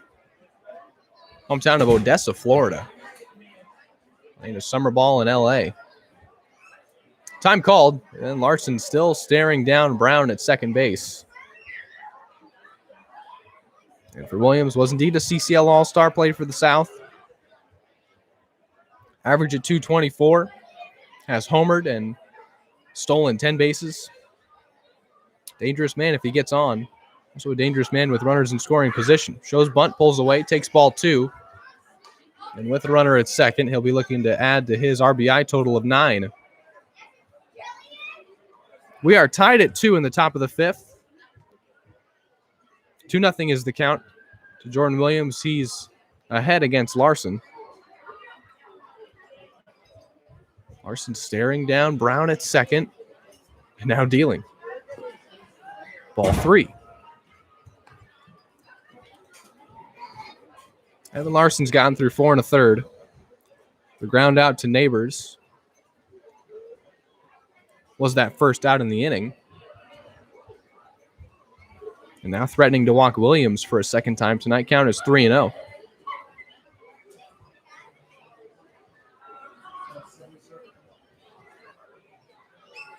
Checking second twice and now dealing. Strike 1.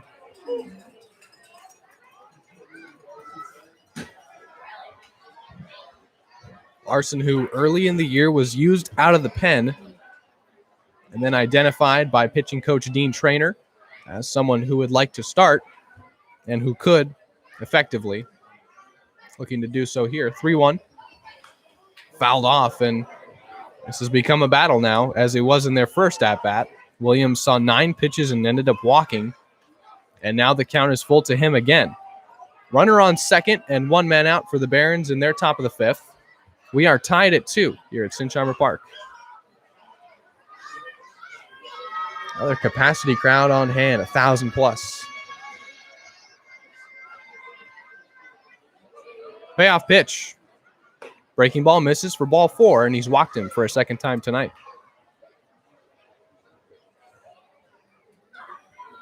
Runners will be on first and second for Alec Gonzalez, who has only reached on a walk back in the 3rd himself.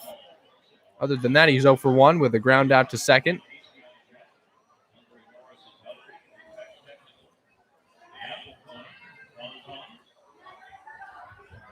AJ Esperanza, who's doing the catching today, has a quick word with Larson on the mound.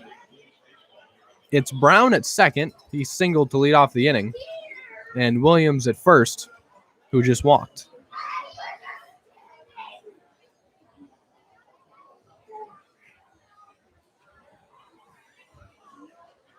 First pitch to Gonzalez. Breaking ball way high and inside, and it's ball one.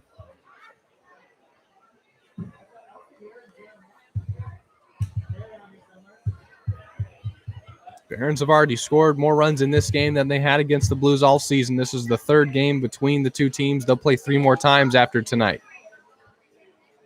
Larson steps off. The next game will be at MLB Youth Academy in Compton, California.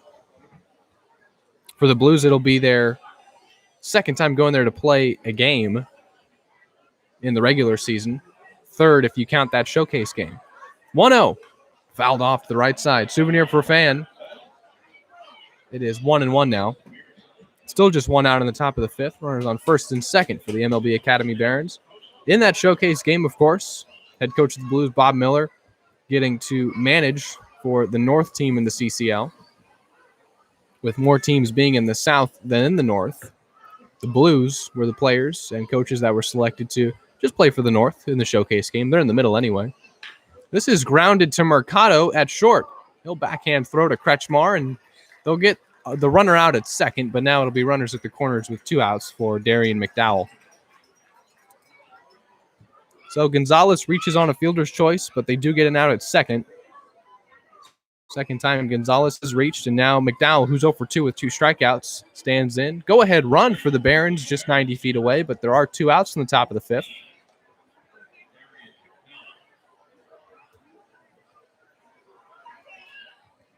Barons have 4 hits against Larson.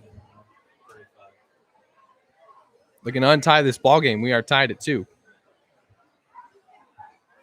Swung on and missed, strike 1.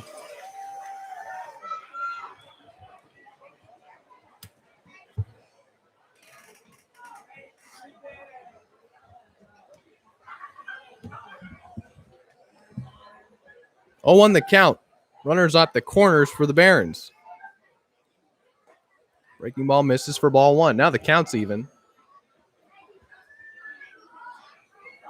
Last night had some tense moments, knowing that the Blues had missed opportunities to really separate themselves from the Barons. Anytime they'd get a leadoff man on and that runner would advance to scoring position, you'd think, okay, we've got ourselves a ball game if they can get a base hit.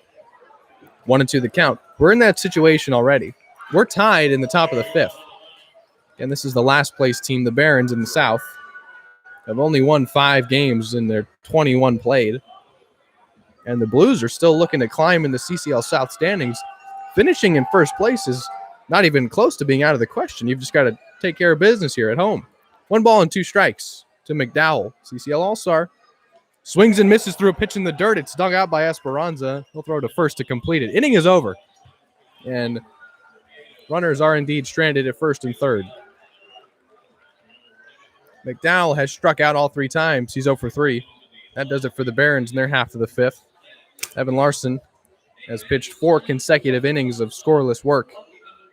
After giving up too early, we are still tied at 2, and the Blues bats will have their turn to try and change that in the bottom of the fifth when we come back. We're going to take a short break and be right back with you. You're listening to Blues Baseball on the Blues Streaming Network. Thanks for hanging out.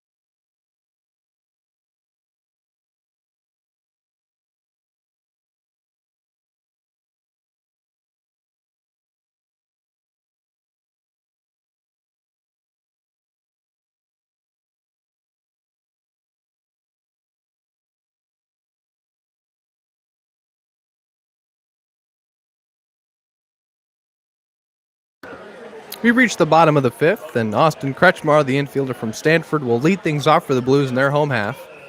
Noel Soto, who has been excellent in his 2 innings of relief. He has retired all 6 Blues, back-to-back 1-2-3 innings. He struck out 2 and faces Kretschmar, who lays a bunt down and takes ball 1 as he pulls away. Austin's 1 for 1 with an RBI single. He's the reason we're tied at 2. And he'll have his first chance to get on and possibly untie this thing. Blues bats up in the bottom of the 5th. We're tied at Sinchheimer Park. 1-0 pitch. Fouled back, and it's 1-1. Well, there's no question this game has had a completely different energy than what it did last night. And last night, the Blues were the only ones exhibiting any energy, as they knew they were getting their guys back. 4 starters have now returned, had at-bats, and all have gotten hits. All have contributed so far. Kretschmar takes strike 2 on the outside part of the plate. Barons have come in. They're welcoming some guys back. All-stars that we did not see. Energy guys, real characters that have already contributed and are part of the reason we're tied at 2. 1-2 pitch to Kretschmar. He'll ground this one to Brown at short. He'll glove it, and gun to first. Routine play is the first out. 6-3 on the ground out. Kretschmar is now 1 for 2. We'll welcome Ruben Mercado to the plate. 0 for 1 as he flew out to center in his first at-bat. No one on and 1 out in the bottom of the 5th. So as the Blues, especially during like BP, you watch the guys that were like just coming back and they knew they were going to be in the starting lineup, and you watch them hit. I mean, the guys were hyped. Soto deals to Mercado, who lines one to left beyond the reach of Gonzalez. It's his first base hit, and he'll be safe at first with a single.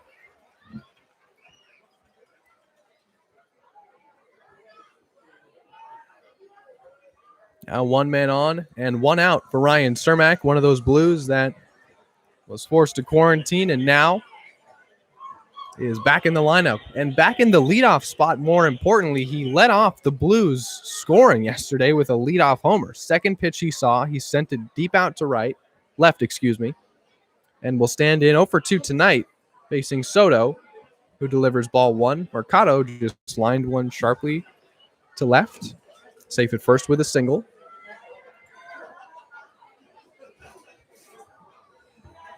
1-0 pitch to Cermak from Soto. First, he'll throw to first and check on Mercado.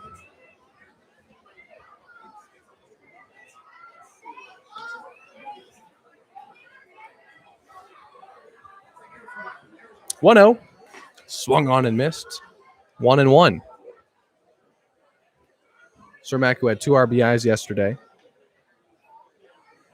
Solo homer and RBI single with the bases loaded. Mentioned both these teams, as Soto throws to first again, both these teams combined to have the bases loaded 3 times. The Blues once with nobody out, then again with just 1 out. Only 1 run would score. Barons would have the bases loaded once with 1 out, and no runs would come in to score. Again, all you need to hear is the Blues had 4 runs on 12 hits. A lot of opportunities left on the table. You can say that for the Barons so far in this one. Blues have only stranded a man at second.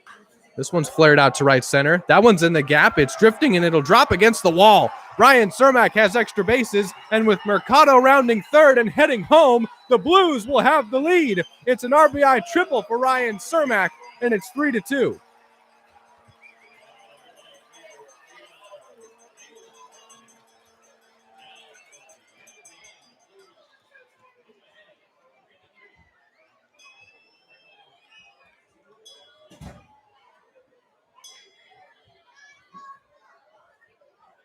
It's the 3rd triple of the season for Cermak, and this one brings in Mercado to give the Blues a 3-2 lead.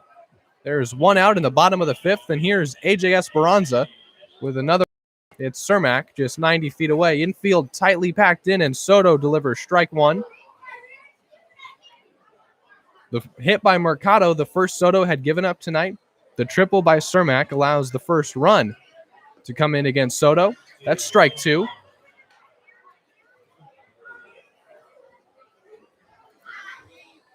Cermak is safe at third. 0-2 the count to Esperanza. 1 for 2 with a double tonight. Taking ball 1 in the dirt, Cermak will stay put at third. Blues have taken the lead. It's 3-2.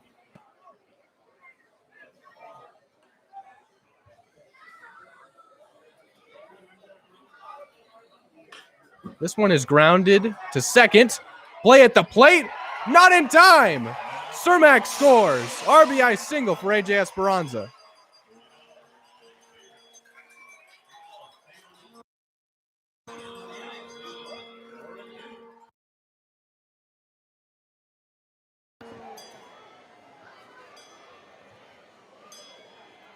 Neighbors at second chose to go home with it. The speed from Cermak able to find him in. Safe at home, and it's 4-2.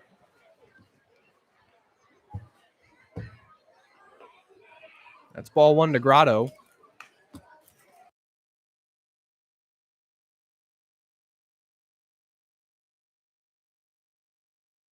It is 4-2. Blues have jumped on Soto to take the lead. Grotto takes ball two. Esperanza is safe at second. Now 2 for 3 with a double and an RBI single. For AJ, the average came in at 294. That'll only go up, and he's added a 12th RBI to his total this season. Throw over to first, checks on him. He's still safe. Still just one out in the bottom of the fifth. Esperanza safe at first, and Grotto in a 2-0 count at the plate. This one is hit out to right. Neighbors ranging on will throw to first, and that's the second out. Grotto is 0 for 3 now with 3 groundouts, and Esperanza advances 90 feet, is now in scoring position himself at second base.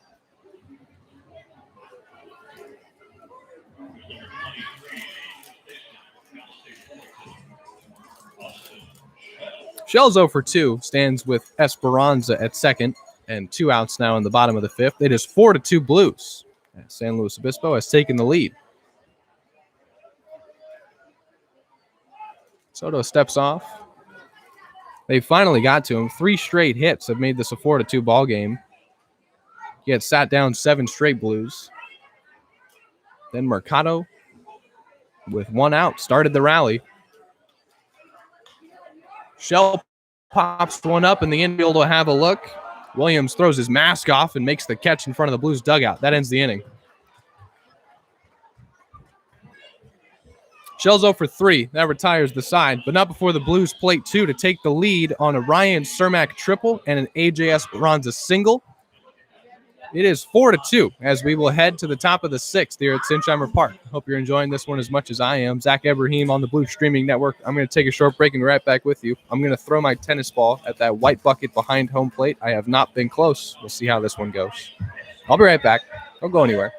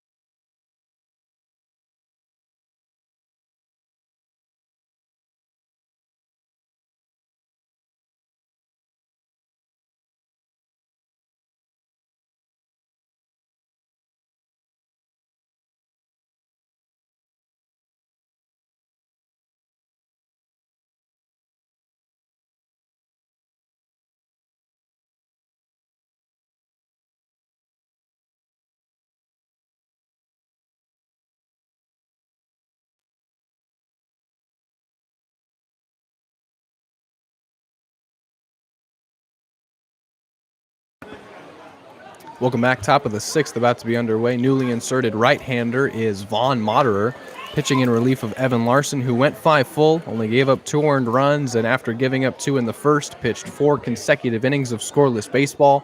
And we'll now hand it off to Moderer, who we've seen start a number of times for Vaughn. He comes in pitching in relief in back-to-back appearances, went 4 1/3 back on the 18th against the Saints and was terrific. 1 earned run on just 5 hits, struck out 7, a season high for him out of the pen.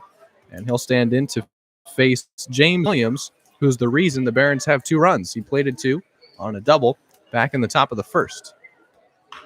This one is grounded to Samuelson at third. It gets by him, and that's a base hit for James Williams to get the top of the sixth started for the Barons.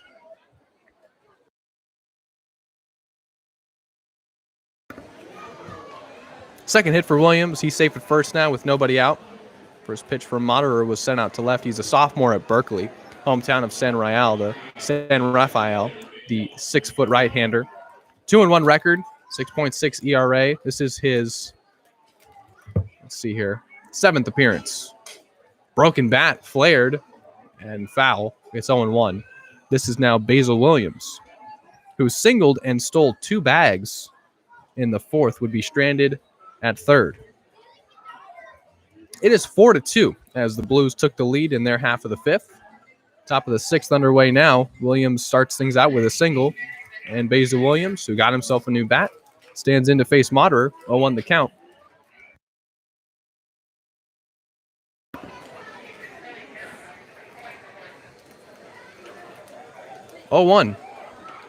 Swung on and missed. Now 0-2. So Moderer pitching out of the pen, and this is interesting. He went deeper out of the pen than he's gone in any start. His longest outing as a starter was 3 2/3. Picked up a win against the Saints. 0-2 the count. Did he make contact? They're going to say he did. That was foul tipped away, and it's still 0-2.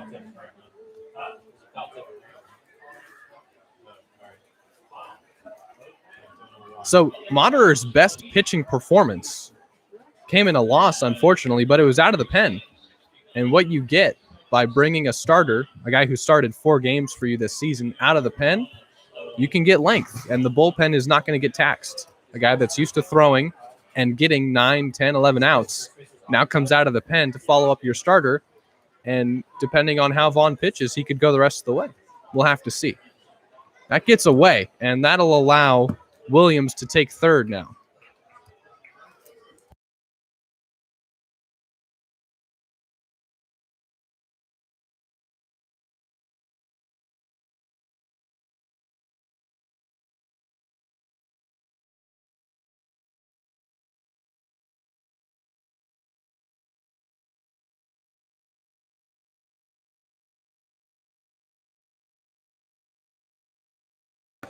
Since first base was occupied, That gets away.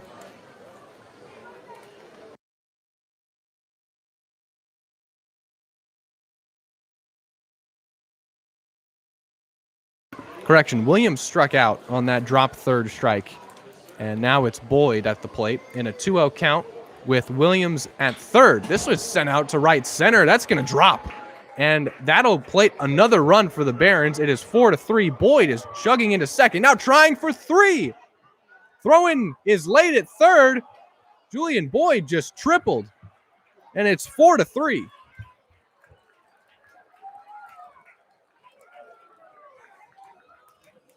James Williams, who singled to lead off the inning, comes in to score on a Julian Boyd RBI triple. Moderer has gotten 1 out here in the top of the sixth, but this is just a 1-run ball game as the Barons have struck right back, and they triple in a run, just like the Blues did in their half of the fifth. Umpires are going to convene now. There's stuff to talk about, I guess. It's 4-3. Just to do some housekeeping here. So James Williams led things off with a single. Basil Williams struck out in his at-bat. I thought it was a foul tip. It was a drop third strike. And since first base was occupied, he was out he struck out. That was the first out of this inning. In the process, James Williams stole second base. He advanced to third on a wild pitch and came in to score on a Julian Boyd triple. Boyd is safe at third now.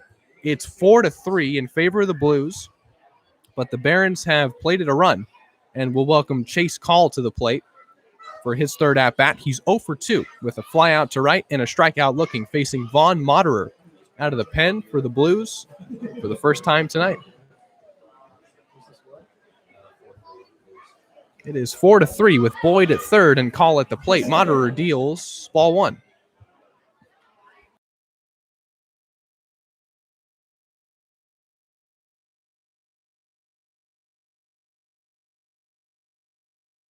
One 0 the count. Boyd's at third. Moderer deals inside. That was off of somebody. Call did not swing. And he's wondering what, no pun intended, what the call is. They're going to say it hit him. They're going to say, oh, catcher's interference? Oh, my. Okay, Chase Call is going to take first base on catcher's interference. Unless it's a hit by pitch. That's what I thought it was. I thought he was hit by the pitch. It has to be hit. Okay, yeah. Let's more housekeeping to do in this inning. Chase Call was just hit by a pitch. He'll take first base. I did say it was off somebody. I do have my glasses on. It's Cordell Brown now. There's one out in the top of the sixth. Moderer deals. Strike one. Brown 1 for 2 with a single. Runners at the corners now for the Barons, who threaten. They've already scored in this inning. It's 4-3. Blues still lead, but Moderer, his first outing out of the pen, he'll have to deal with traffic. And he'll deliver ball one as he slips off the mound during his delivery, and the count is even at 1-1.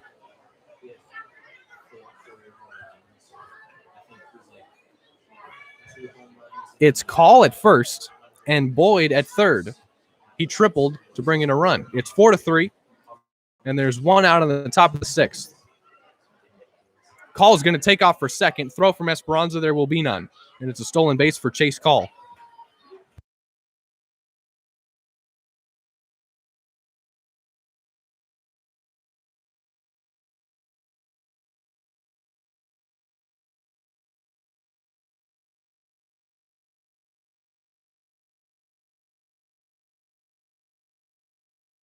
That's the fourth stolen base for the Barons. Now they have two runners in scoring position. 2-1 is the count to Cordell Brown. He'll check his swing. Did he go around? He did not. The count is 3-1 to Cordell Brown. Call is at second. Boyd is at third. There's one out in the top of the sixth. Moderer's first inning out of the pen is with two runners in scoring position and just one out. He has been thrown into the fire. A fire of his own making, as the count is full now, 3-2.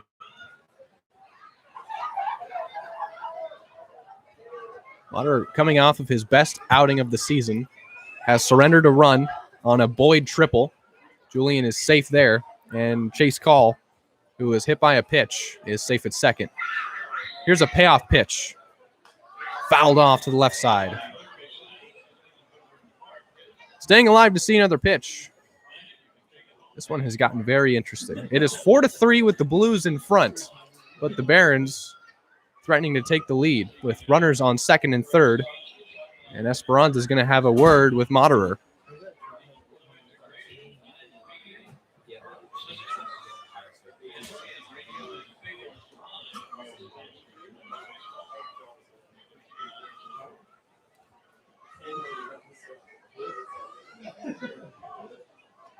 Count full to Brown. Calls it second, Boyd at third. One out, top six. It's 4-3. Here's the payoff pitch. This one is grounded softly to Mercado, and they'll take the out at first. We are tied on an RBI ground out from Cordell Brown. It is 4-4.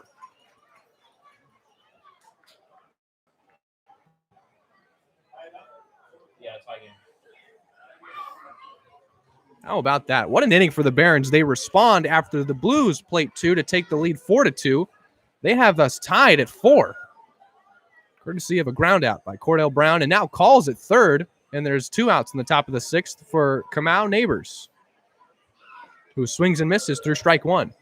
So Moderer has come in, and the lead is no more. It is 4-4. And Neighbors at the plate in an 0-1 count. Calls it third. Ball one.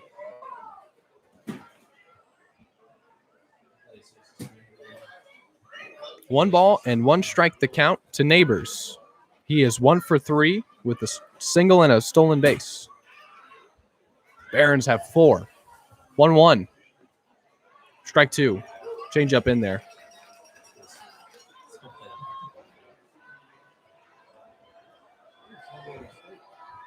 Fans chanting for hot sauce. That means a strikeout, and that means a bottle of Creole Heat hot sauce given to a lucky fan. Here's the 1-2. It dips outside, ball two. Call has a healthy lead at third. We'll head back in.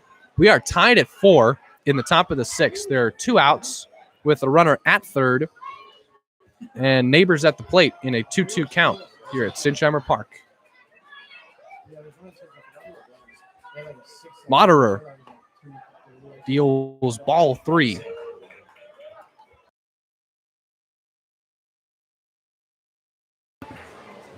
Count full.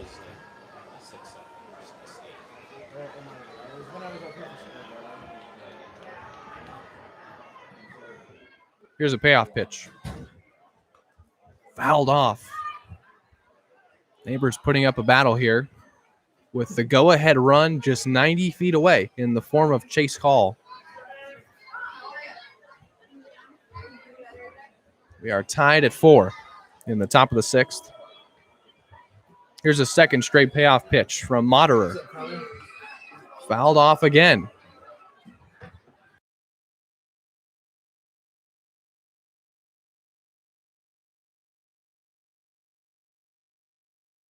This will be the 8th pitch of this at-bat. Count still full.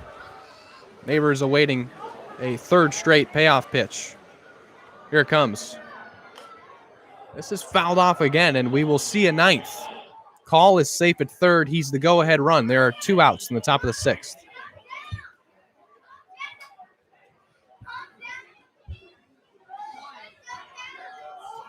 Count full at 3-2. Still, this is the 9th pitch. This has become a battle here. Kamau Neighbors batting with the go-ahead run, third in a 4-4 ball game in the top of the 6th. There's 2 outs. Here it is from Moderer. It's ball 4. He has worked a walk in what was an excellent at-bat, and runners will be at the corners for the Barons, bringing Jordan Williams to the plate, who has walked twice himself.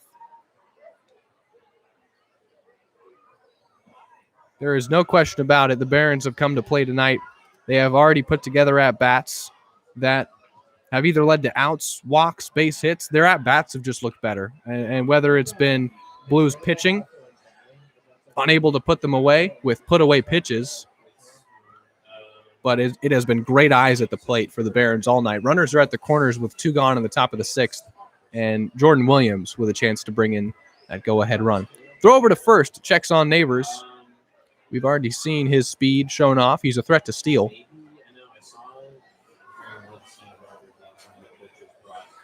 We are tied at 4. Runners at the corners with 2 outs in the top of the 6th, and Moderer. This has been a much lengthier first inning of relief than he may have intended or than he would have liked. There's no question about that. Barons had not scored since the first. They've tied things up here in the 6th. And here's the first pitch from Moderer to Williams. First, he'll throw over to first. And Neighbors is safe.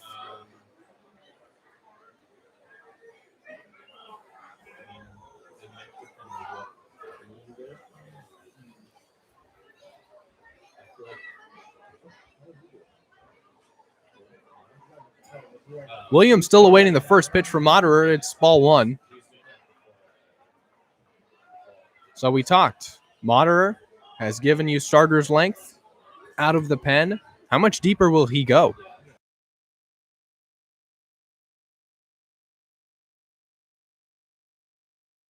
One 0. That's a strike. It's 1-1.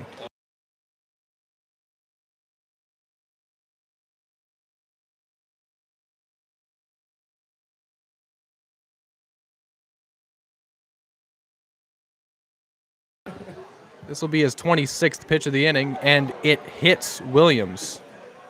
Did it not hit him? He threw it behind him, and it didn't hit him. 2 balls and 1 strike.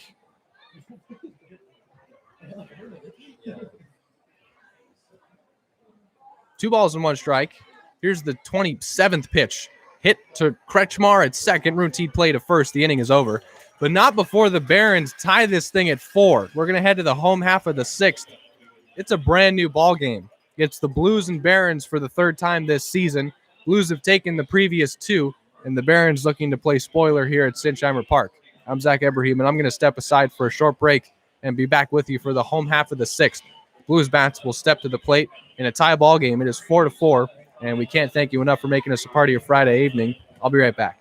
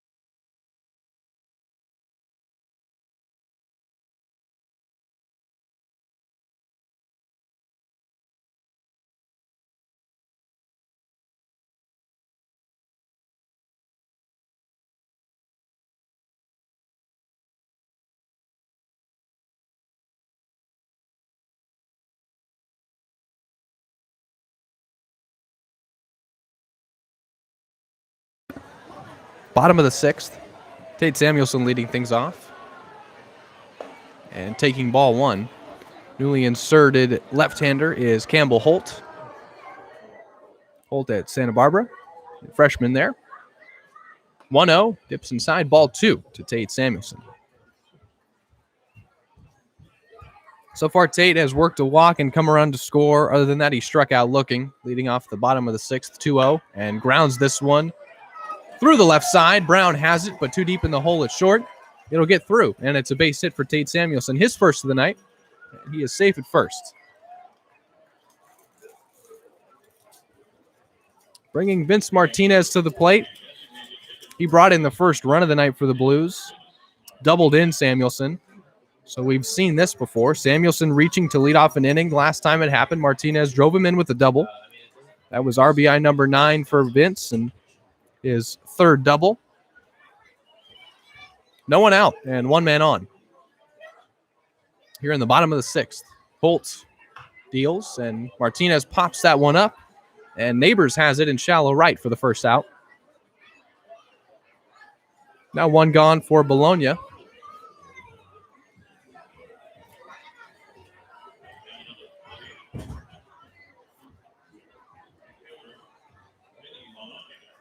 Bologna 0 for 2 so far after going 3 for 4 last night with 3 singles and 3 runs scored.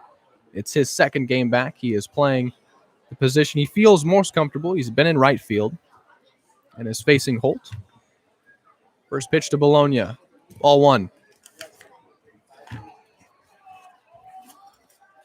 Samuelson safe at first after leading things off with a single.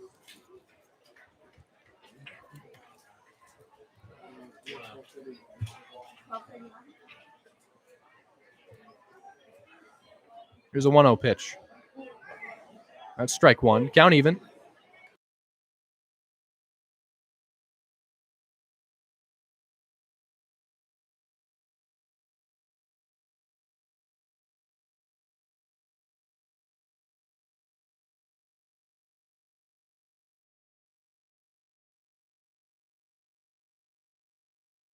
1 ball and 1 strike to Bologna. Campbell Holt steps off. He comes in with his record of 0-1. Out of the pen, the ERA inflated to 17.47. This is his 5th appearance. He's also started a game.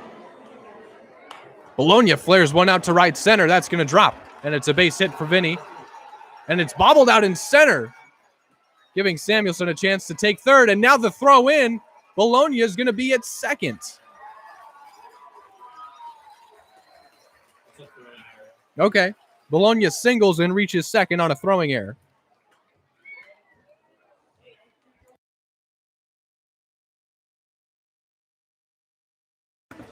So Bologna singles, and it's an E9 that allows him to be in scoring position at second. Also, Samuelson, who led off the inning with a single, is safe at third. There's still just 1 out in the bottom of the 6th for Austin Kretschmar. Again, we are tied at 4, and this has been a good one. Kretschmar with a chance to do more damage. Runners on second and third for the Blues with 1 out in the bottom of the 6th.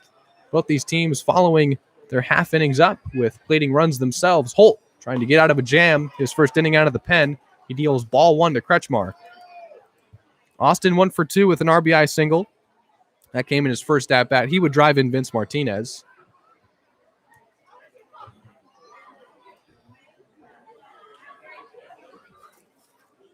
(1-0). Way outside, ball 2. Ducks on the pond for Kretschmar and a chance to tack on. It is 4-4. Blues matching their amount of runs they scored last night. We mentioned in the open, a lot to be desired. 2-0. Kretschmar looks at strike 1. 4 runs on 12 hits. It is leaving a lot of runners on. They have plated 4 so far, but as have the Barons. 2 runs in the first and 2 in the 6th for MLB Academy. And Kretschmar flares 1 out to right, drifting foul. The count is even at 2-2.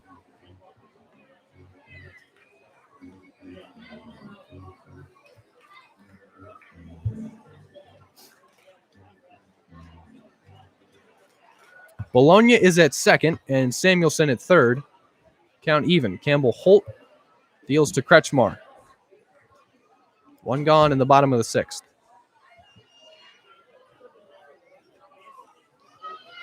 Breaking ball, dips outside. Count is full.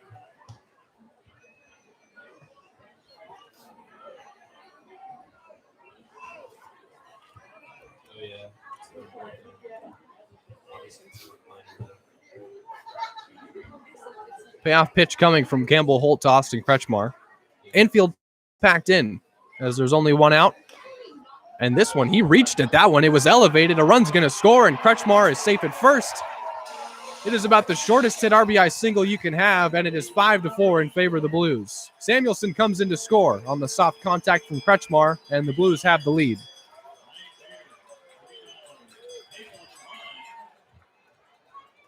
He swung at ball 4. He put it in play, and it looked like either Williams or Holt was going to wait for that thing to roll foul.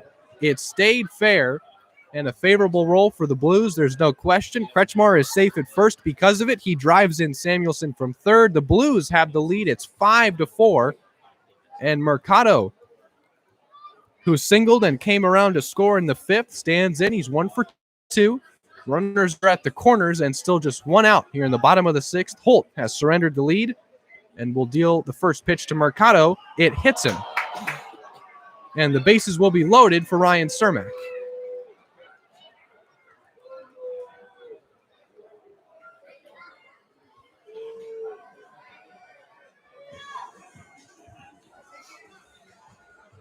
Cermak is 1 for 3 with an RBI triple. That was his 3rd triple of the season and his 2nd extra base hit since coming back, his 3rd RBI in 2 games. There is no question he likes hitting at the top of that lineup and knowing that no matter how his night starts, whether it starts with a leadoff homer or whether it starts 0 for 2 with 2 groundouts, he'll have a chance to get those 4th and 5th ABs. This will be his 4th, taking strike 1 from Holt.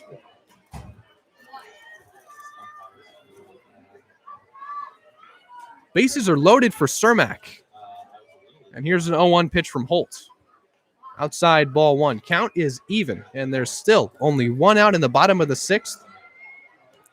Runs have been scored consecutively by both teams. 2 in the bottom of the 5th from the Blues, 2 in the top of the 6th from the Barons, and now they've taken the lead right back. It's 5-4, courtesy of a Kretschmar bunt single.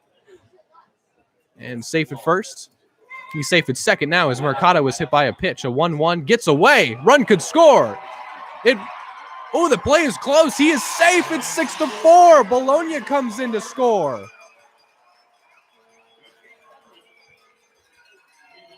Everyone advances 90 feet on a pitch that gets away, and Bologna from third will score at home. It's 6-4 now. Still only one out in the bottom of the 6th. Wild pitch allows Bologna to score. Cermak is still at the plate in a 2-1 count, and Mercado's at second, and Kretschmar's at third. Now the Blues have scored 2 runs consecutively in the 5th and 6th. That's a strike, and the count's even at 2-2.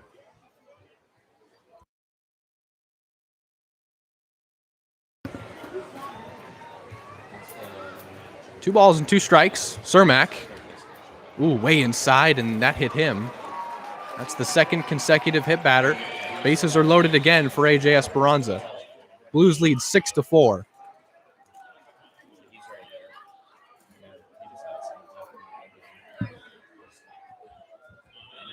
Esperanza is 2 for 3 with a single, RBI single, and a double. So every starter that's been welcomed back to the lineup from their 10-day quarantine has come in and gotten a hit in their first game back and contributed. Esperanza takes high and inside. Ball 1 from Holt. We've seen command issues from Campbell. A wild pitch allowing a runner to score as it is 6-4 in favor of the Blues. Esperanza swings away. Foul tips it. It's 1-1. Still just one out in the bottom of the 6th. Samuelson singled to lead this thing off. Then a quick out of Martinez would be the only one. Since then, 4 consecutive Blues have reached and 2 runs have scored. There's a 1-1 pitch. That's high, and it's ball 2.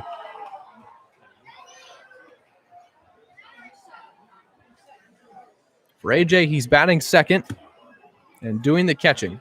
Blues have their catchers back. Shell playing first base while AJ calls the game. That pitch gets away, and it is brilliantly stopped by Williams, avoiding another run scoring. It's 3 balls and 1 strike. The count to Esperanza. Doubled in the first, singled in a run in the 5th. Bases are loaded for him in the bottom of the 6th in a 6-4 ball game. Here's a 3-1 pitch from Campbell Holt. Ball 4. And a run comes in to score. It is 7-4. A walk with the bases loaded allows Kretschmar to come in. Everyone advances. It's a walk and another RBI for Esperanza, his second of the night.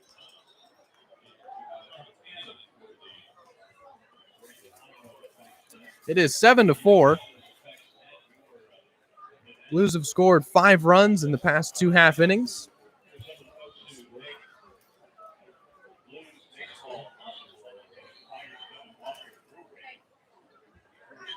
Bases are still loaded, and Mason Grotto is coming to the plate. Conversation on the mound. We'll see if the Barons make a pitching change here or if they'll stick with Campbell Holt. Looks like they're going to stick with Holt. He'll pitch to Grotto with the bases loaded and 1 out in the bottom of the 6th. It's 7-4 Blues. I'll be right back.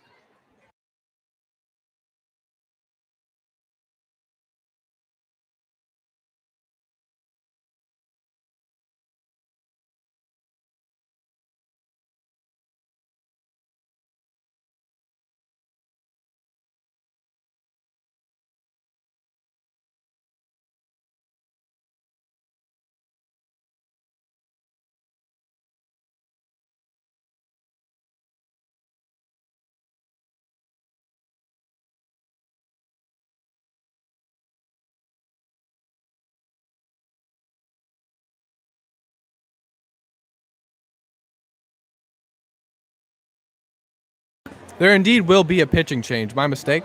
Campbell Holt, his night is done. Newly inserted pitcher. We'll introduce you to him in just a moment. Now we're going to take that short break. We'll figure out who it is for you. Bases loaded for Mason Grotto with 1 out in the bottom of the 6th. Again, it is 7-4 Blues when we come back.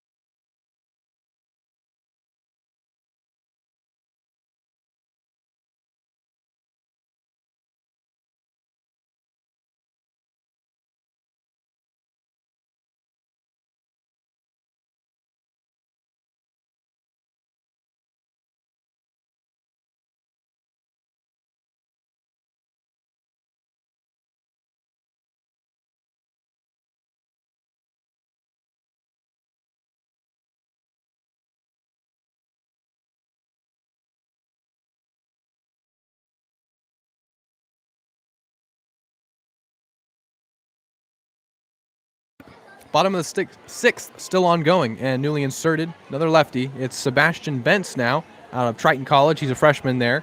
Hometown of Weston, Florida, playing his college ball in L.A. 6'3" left-hander brings his ERA of 11 in his 7th appearance and 9 full innings pitched. To the mound to face Mason Grotto with still 1 out here in the bottom of the 6th. Blues have taken the lead. They've plated 3 to lead 7-4. And now Bentz. It's another tough position to come into as a reliever, as it always is. Bases loaded, but this in particular, there's just 1 out, and you're facing Mason Grotto, who leads the CCL in RBIs and has made his mark on this season, hitting in positions just like this. Although last night, with bases loaded and 1 out, Grotto did ground into a double play. Barron's looking to repeat history here as Bentz delivers strike 1. Grotto with the average at 394, still top 3 in that category in the league. 37 RBIs to his credit. It's 7-4, and there's 1 out in the bottom of the 6th. Bases loaded for Grotto. Bent's first pitch to him was a strike. Here's the second, 0-1, and that's high for ball 1. Getting the count back to even, it's Mercado at 3rd, Cermak at 2nd, and Esperanza at 1st. 1-1 the count to the Fresno State Bulldog. Taking strike 2 on the breaking ball. Grotto 0 for 3 tonight with 3 ground outs.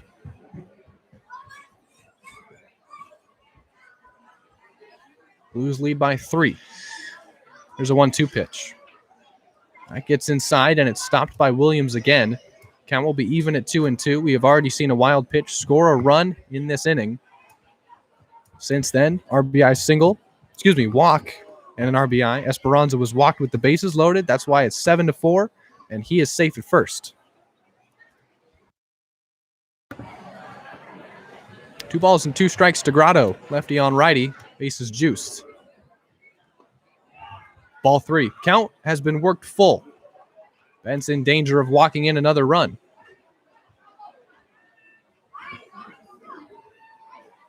Count full to Grotto in a 7-4 ball game. Still 1 out in the bottom of the 6th. Looking for that key second out. Take a bit of the pressure off. Bumper to bumper traffic on the base paths. And the payoff pitch.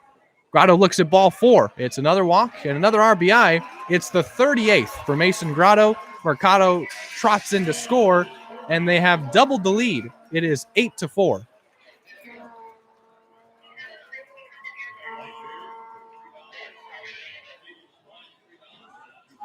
It is the second walk with the bases loaded. Everyone advances 90 feet. Cermax at third. He was hit by a pitch. Esperanza at second. He walked in a run. And Grotto's at first. He just walked in the 8th. It is 8-4 as we welcome Austin Shell to the plate. He's the 9th batter of the inning, as there is still 1 out in the bottom of the 6th. And the bases are still loaded. First pitch from Bentz to Shell. Strike 1. For Bentz, it's his 7th walk allowed.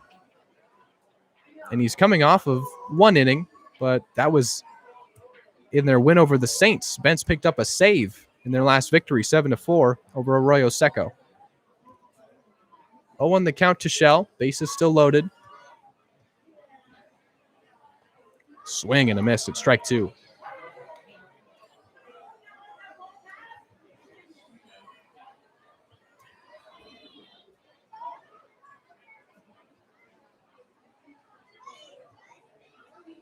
Eight to 4 our score. Ben's searching for that second out here in the home half of the 6th. The seemingly never-ending bottom of the 6th. Here it is, 0-2. Lined out into center, and that'll drop. It's a base hit for Shell. 1 run has scored. Throw in from center will be cut off. It is 10-4, and a 2 RBI single for Austin Shell.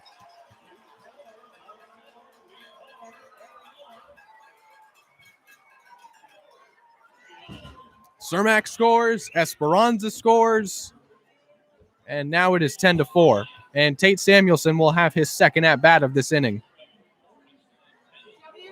He led everything off with a single. Samuelson led off the bottom of the 6th with a single. He has now come around as they have fully batted around. This will be the second at-bat in the bottom of the 6th for Tate Samuelson. It's 10-4 Blues. There's still 1 out, men on first and second. And Bentz deals. Samuelson looks at ball 1. We saw this exact same situation take place in the top of the 9th in Compton. Before, the only thing that could stop the Blues were the sprinkler systems. They plated 6 runs in the top of the 9th. Samuelson led off that top of the 9th with a double, and in the midst of his second at-bat of the inning, he got to 2 strikes, and then the sprinklers would have the game called. 1-0 the count. Samuelson stands in 1 for 1 in the inning, and on first and second for him. He'll look at strike 1.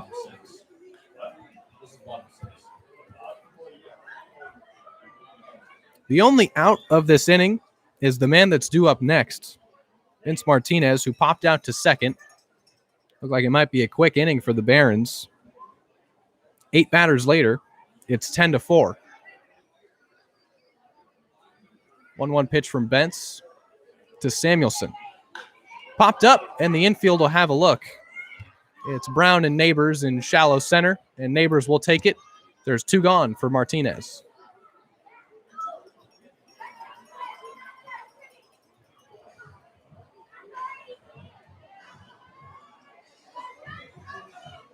Martinez will have his second at-bat of the inning. There's 2 gone in the bottom of the 6th, with Grotto on second and Shell at first. In the bottom of the 6th,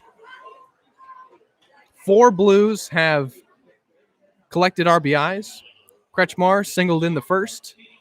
Esperanza walked in 1, Grotto walked in 1, and Shell drove in 2 on his base hit with the bases loaded. And on first and second, 2 gone for Martinez. He's 0 for 1 in the inning. Taking strike 1, it's 10-4 Blues.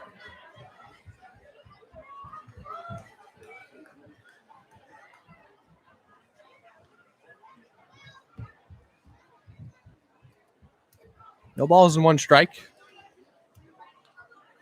The catcher from Stanford, who has exclusively DH'd for the Blues. He'll ground this one to Brown. He'll toss to Neighbors. That ends the bottom of the 6th. 6-run score, and the Blues lead by that margin. It is 10-4, and we will head to the top of the 7th. With our score 10-4 Blues, they have plated 6 more than they did last night, and the Barons will look to respond in their half of the 7th. And it is indeed Vaughn Moderer trotting out for his second inning of relief. I'm going to take a short break and be right back with you. Thanks for making Blues baseball part of your Friday evening.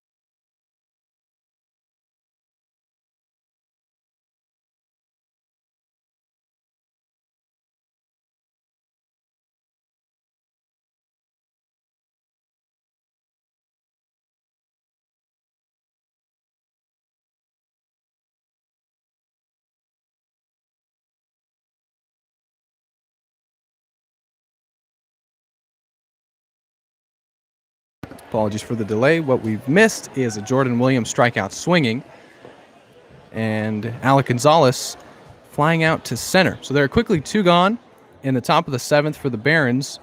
This is Darian McDowell, CCL All-Star, 0 for 3 tonight with 3 strikeouts, as our score is 10-4 in favor of the Blues. Moderer, second inning of relief, deals a 1-0. This is grounded through the right side for a base hit. McDowell has reached for the first time tonight.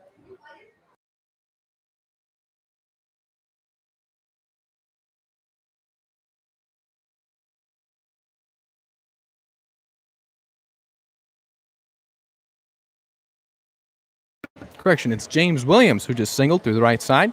He has reached for the 3rd time tonight. And this is Basil Williams. 1 for 3 with a single. Waterer deals ball 1. For the Blues, 6 runs in the bottom of the 6th. The most runs they've scored in an inning this year was 7. So they came 1 shy. But they officially bat around, send 11 men to the plate. Popped up. Samuelson will have a look. Can't make the catch, as it almost drifted into the visitors' bullpen. It is 1-1 the count to Basil Williams.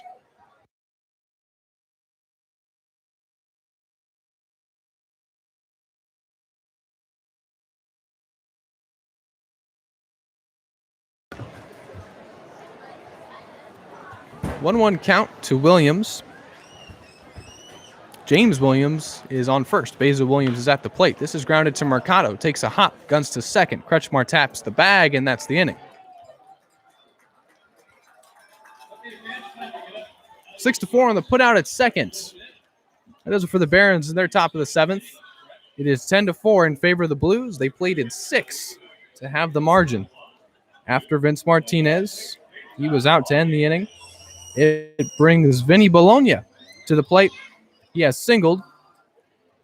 He is 1 for 3. Bologna will be due up in the bottom of the 7th. When we come back, it is 10-4 in favor of the Blues in search of win number 22 in game 35 of the 75th anniversary season. I'm Zach Ibrahim, and couldn't be happier to have you along with us here on Blues Baseball. It's been a heck of a ride so far, and it continues. Blues look good tonight. 10-4 our score. It's time to stretch, and I'll be right back.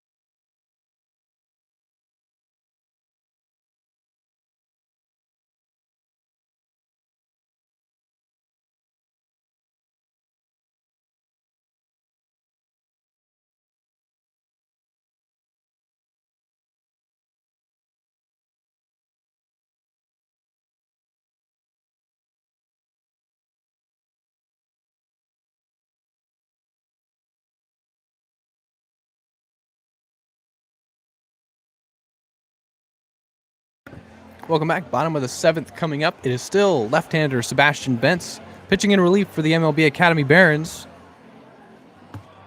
Coming in off of last night's 4-1 loss, we were heading into the bottom of the 6th, tied at 4, and the Barons had certainly come to play.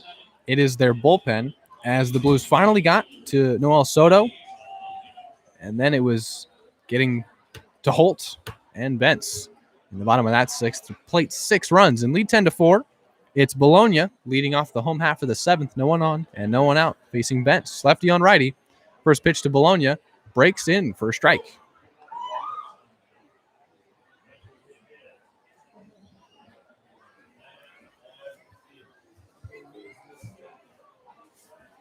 Vinny, a teammate of Mason Grotto's at Fresno State. Loves to play right field. 0-1. Breaking ball misses for ball one. As much as Vinny likes to exercise, work out, work on his swing, he likes to play video games. And with that 10-day quarantine period, said that he was sick of playing video games and wanted to get back to baseball. He's been doing so and has contributed. Good to have Vinny back as he swings and misses through strike two.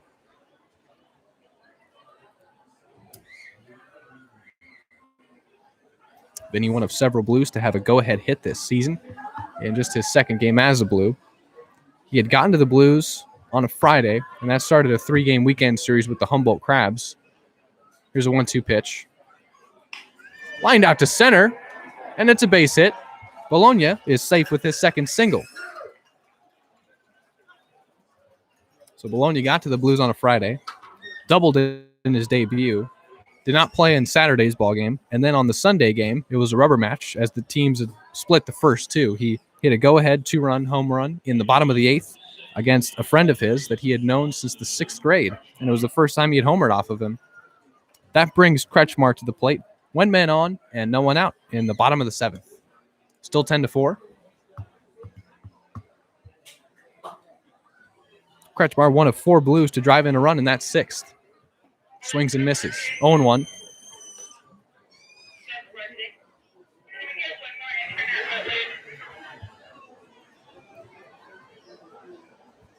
Kretschmar's driven in 2. That's the most he's driven in. It's RBIs 3 and 4 for Austin as a Blue. 2 for 3 with 2 singles. 0-1. Misses for ball one. Kretschmar, in the midst of the Blues missing several starters, got to start every game with his 2 other Stanford teammates here with the Blues. Grant Burton, who took over for Cermak in center, and of course Vince Martinez, DHing. The 2 getting to play like they're back at school. 1 ball and 1 strike to Kretschmar. Taking off for second is Bologna. Throw in time, but it gets away. Now he'll try for 3. He's going to try and score. Throw to the plate. Not in time. It's 11-4.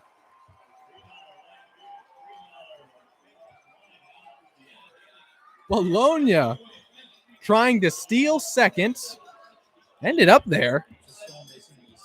A stolen base and an E6 allows Bologna to single, steal second, and score. All on one pitch. It's 11-4. Bases are empty. Still nobody out for Kretschmar. The count is 2-1. He just kept going, and there was no throw. Foul tipped away, and it's 2-2.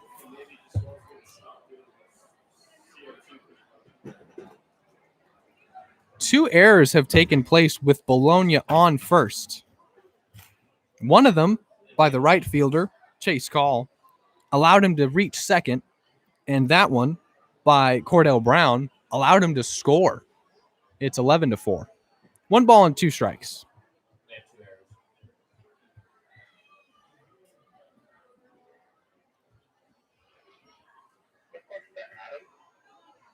Breaking ball misses.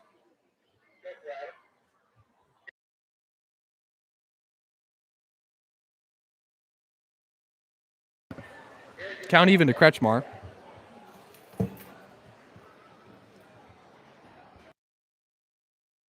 Blues have 11 runs on 11 hits.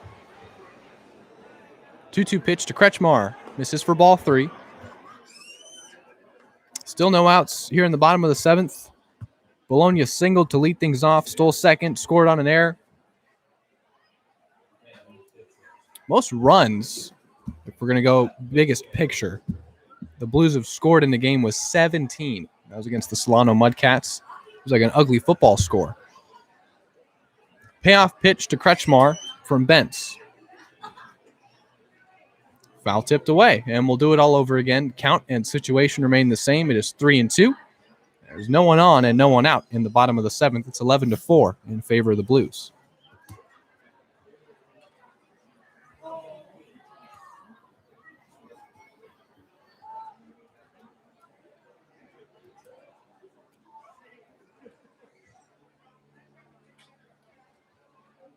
Ben's still searching for that first out. Here's a 3-2. Flared out to left. And ranging on is Williams to not make the catch. Dipped out of his glove. Kretschmar will be safe at first with a base hit.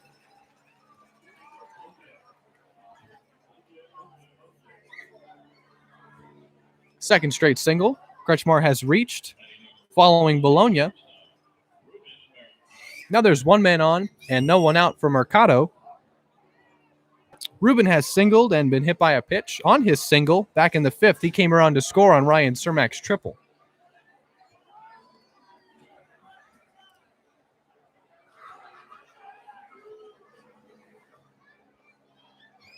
Ben's facing Mercado for the second time tonight. Swung on and missed. 0-1.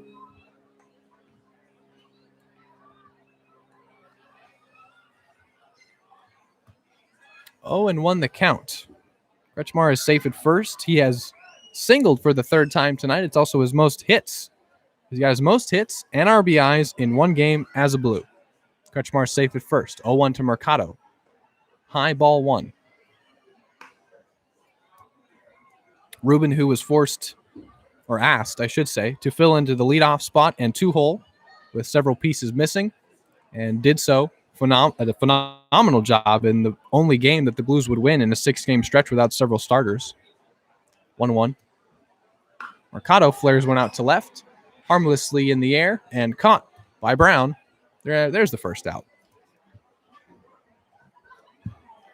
Back to the top of the order, and Ryan Cermak, who's been deadly in the leadoff spot, led off yesterday's ballgame with a homer, has himself a triple and an RBI in this one. 3 RBIs in 2 games since coming back for Cermak. He's got 4 hits, 2 singles, a homer, and a triple, and was hit by a pitch in his last at-bat. 1 man on and 1 out for Cermak, facing Bentz for the second time tonight. 1 out, bottom 7.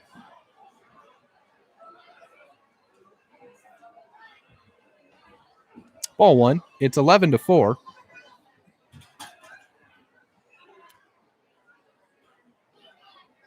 Blues have scored in 5 of 7 innings tonight.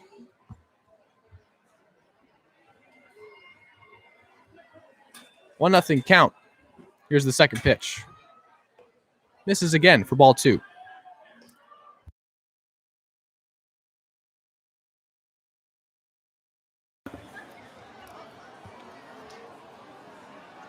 With their 11 runs, the Blues only have 2 extra base hits. That's incredible.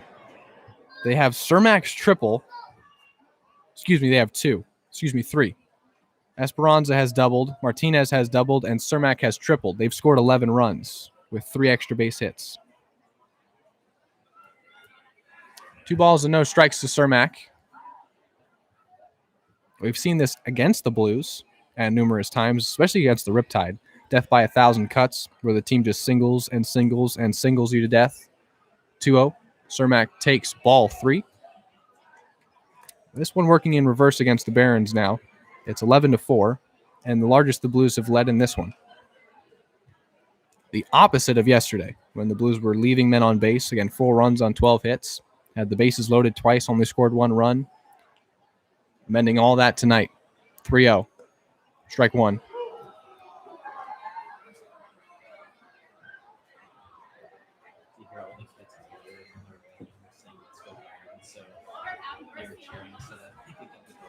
Three balls and 1 strike. Bentz, the left-hander out of Triton, deals to Cermak out of Illinois State. That's ball 4, and Cermak works a walk. He'll be safe at first, and Kretschmar will take second. For Cermak, that is walk number 9. He has been an on-base machine in his 2 games since coming back. So is this man, Esperanza. He is 3 for 4 with 2 RBIs, a single, and a double. First pitch from Bentz. Misses for ball 1. He's 2 for 3. The other RBI came on a bases-loaded walk. 2 for 3 with 2 RBIs, a single, double, and a walk. It's his first game back. Doubled in his first at-bat back. Time called, and Williams will talk to Bentz on the mound.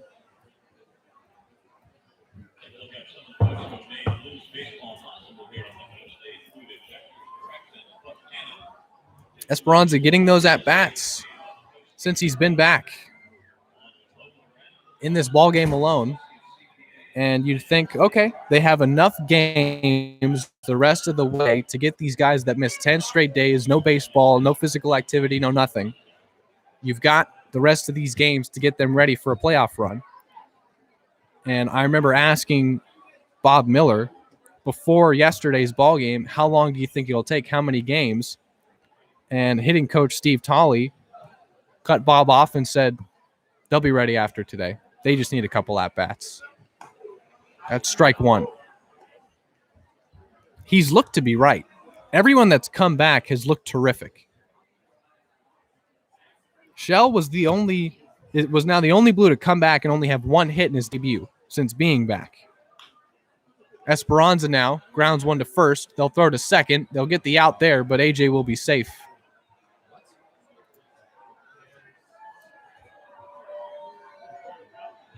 Reaching on a fielder's choice.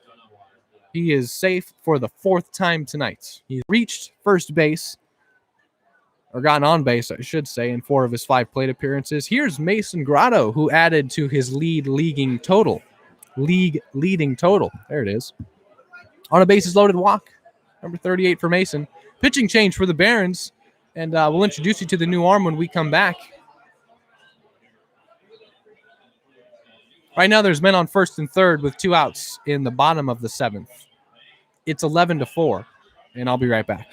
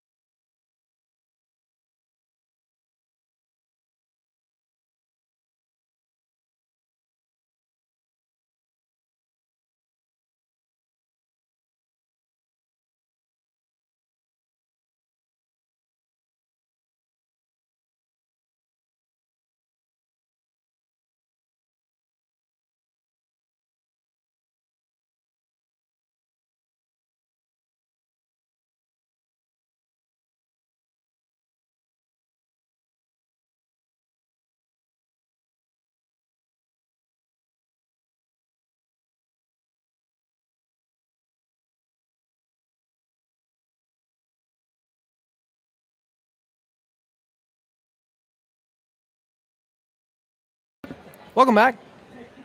Bottom of the 7th, still underway. Newly inserted left-hander, and he's the 3rd straight lefty that's been deployed by the Barons pitching staff. It's Armari Paula.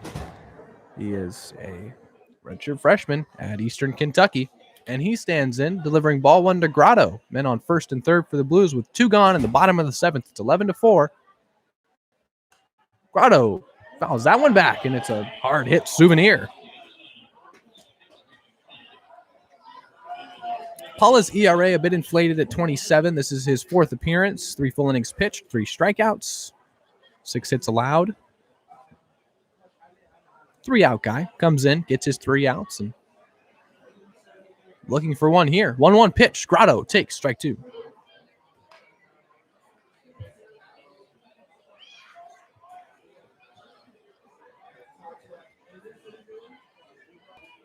It is 11-4 in the bottom of the 7th. Blues lead, and their RBI man, Mason Grotto's at the plate. Plated 1 on a bases-loaded walk in the last inning.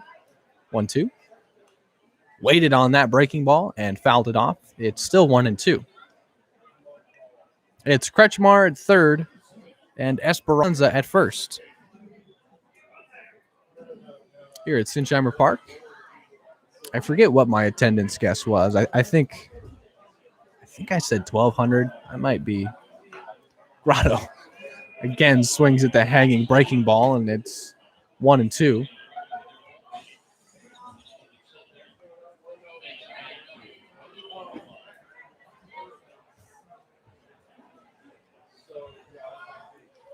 I guessed 1,200 people were here tonight. I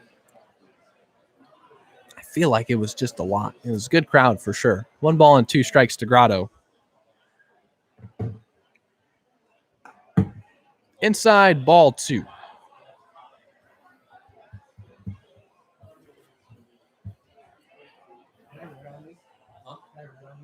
Two balls and 2 strikes. Runners at the corners for Grotto. Breaking ball misses. Ball 3. Count full.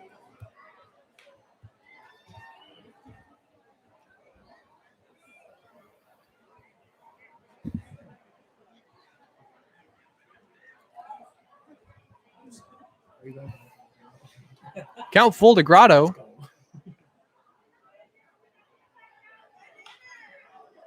Sent harmlessly in the air to shallow left. Who's going to catch it? It'll be Jordan Williams. He'll make the catch, and that'll end the inning. Top of the 8th coming up. It's 11-4 in favor of the Blues. They're looking good. They are bouncing back. They had dropped 3 in a row. They beat the Barons last night 4-1. They lead 11-4 here as we head to the top of the 8th. I'm going to take a short break. I'm not going anywhere. I'll be right back with you here on the Blues Streaming Network. We do appreciate you joining us and making us a part of your Friday evening. We know you've got other options, other stuff to watch. We appreciate you hanging out. I really do. I'll be right back.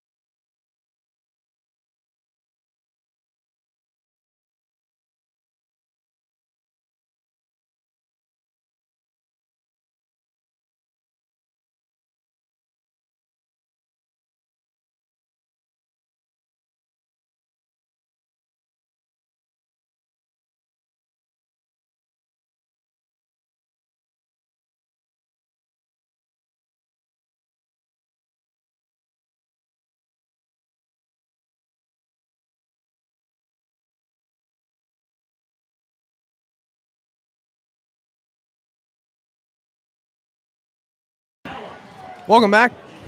Top of the 8th underway. Julian Boyd is leading things off for the Barons. Against Vaughn Moderer, he's still out there. For Vaughn, we mentioned it. He has started a number of games, 4 to be exact, for the Blues this season. He's been pitching in relief the last couple times out and has done so effectively. Fouled off. Count is 1-1 to Boyd. Boyd has an RBI triple. 2 runs would score, that being the first in the top of the 6th. 1-1 pitch. Misses for ball 2. And that's when Moderer was inserted. We had Evan Larson get through 5, and he left with the lead. It was 4-2. And then in that top of the 6th, with the Barons plating 2 and tying things at 4, that misses for ball 3. That's kind of when we were saying, if you're a Blues fan, obviously, we pulled our starter, and a guy who is coming off of his best outing of the season, which came out of the pen. He got 13 outs as Boyd flares one to left. The count's full now at 3-2. We are just underway here in the top of the 8th, and the count is full, and it's 11-4. That's when we were saying, what's going on here? We thought having the Barons only won 5 games. That's what everyone around here was thinking. Now Moderer will have a chance to eat up more innings. Give this bullpen a break in this 11-4 ball game. Count still full to Boyd. So Evan gets through 5, and Moderer has his chance to get through 4. 6 more outs to go and save this bullpen any work here in a 7-run ball game. Here's a payoff pitch. Flared out to left. Grotto ranges on. He's in foul ground and makes the catch. There's one gone.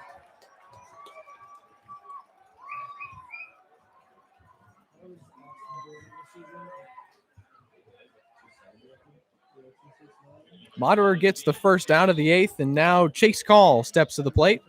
Or is this a pinch hitter? Nope, Chase Call. This will be his 3rd plate appearance.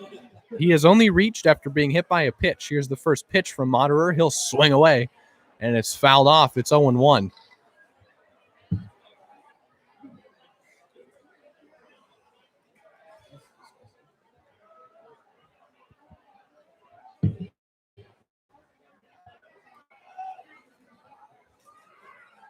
A 1 pitch. Taken for ball 1. 1 gone here in the top of the 8th. It's 11-4, Blues. Boyd led things off, flaring out to left. Here's a 1-1. Foul tipped away, and it's 1-2.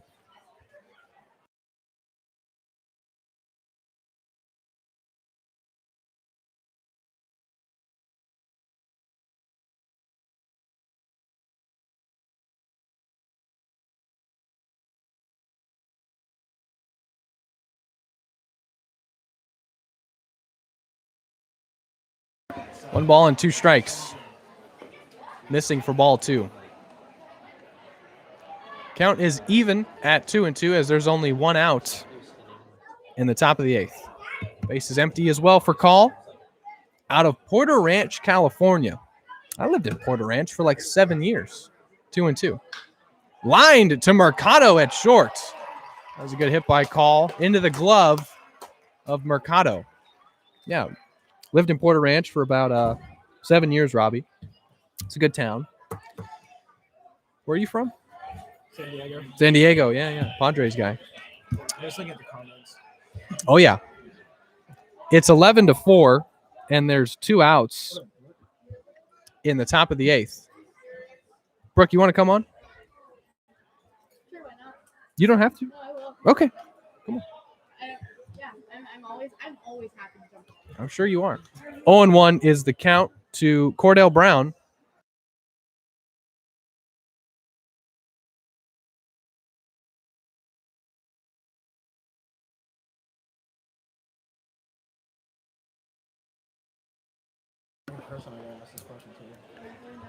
Count 1-1. Cordell is 1 for 3. He's driven in a run on an RBI ground out. That tied us at 4, and that's when we were really saying, uh-oh, as it's 1-2. That's when we were saying 4-4 in the 6th to the Barons, and we understood that they had pulled off an upset against the Saints just a couple days before. And no team at any level is going to lay down, and they didn't. They brought their best through 6, and the bullpen hurt them as the Blues hit around and sent 11 men to the plate in the bottom. What was that? That was the bottom of the 6th. They sent 11 men to the plate and scored 6 runs. Count is 2-2 to Brown. 2 gone in the top of the 8th.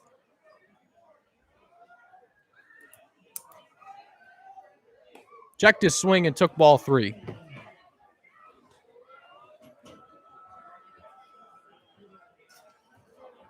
We're going to bring on guest analyst Brooke Olson in the bottom of the 8th. So stay tuned for that. Here's a payoff pitch to Brown. Ball 4. And Brown has worked a walk. He has reached for the 2nd time tonight.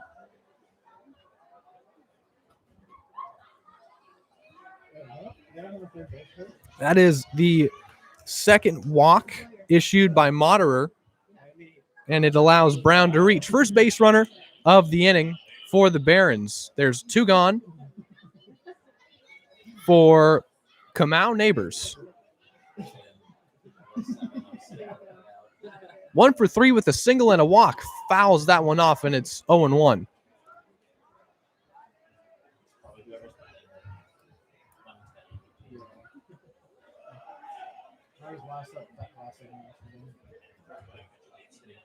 Blues will be in Thousand Oaks tomorrow. We are going back on the road for our 2 final road games.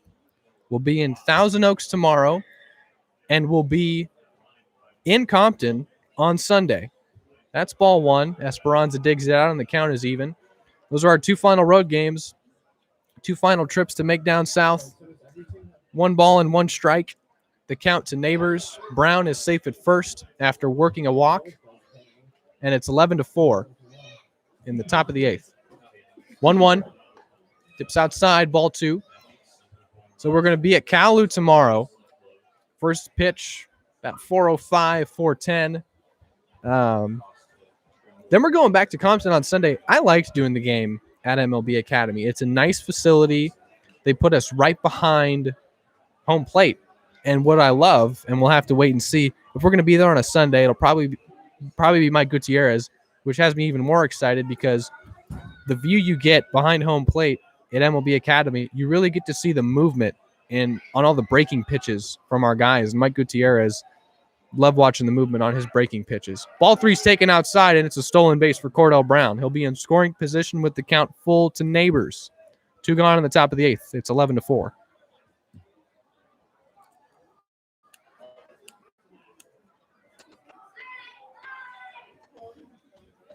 Count worked full by a second straight hitter. Here's a payoff pitch. It's grounded through the right side. It's a base hit. Brown's at third, and Neighbors is safe at first with his second base hit. The inning continues. Runners at the corners with 2 outs for Jordan Williams.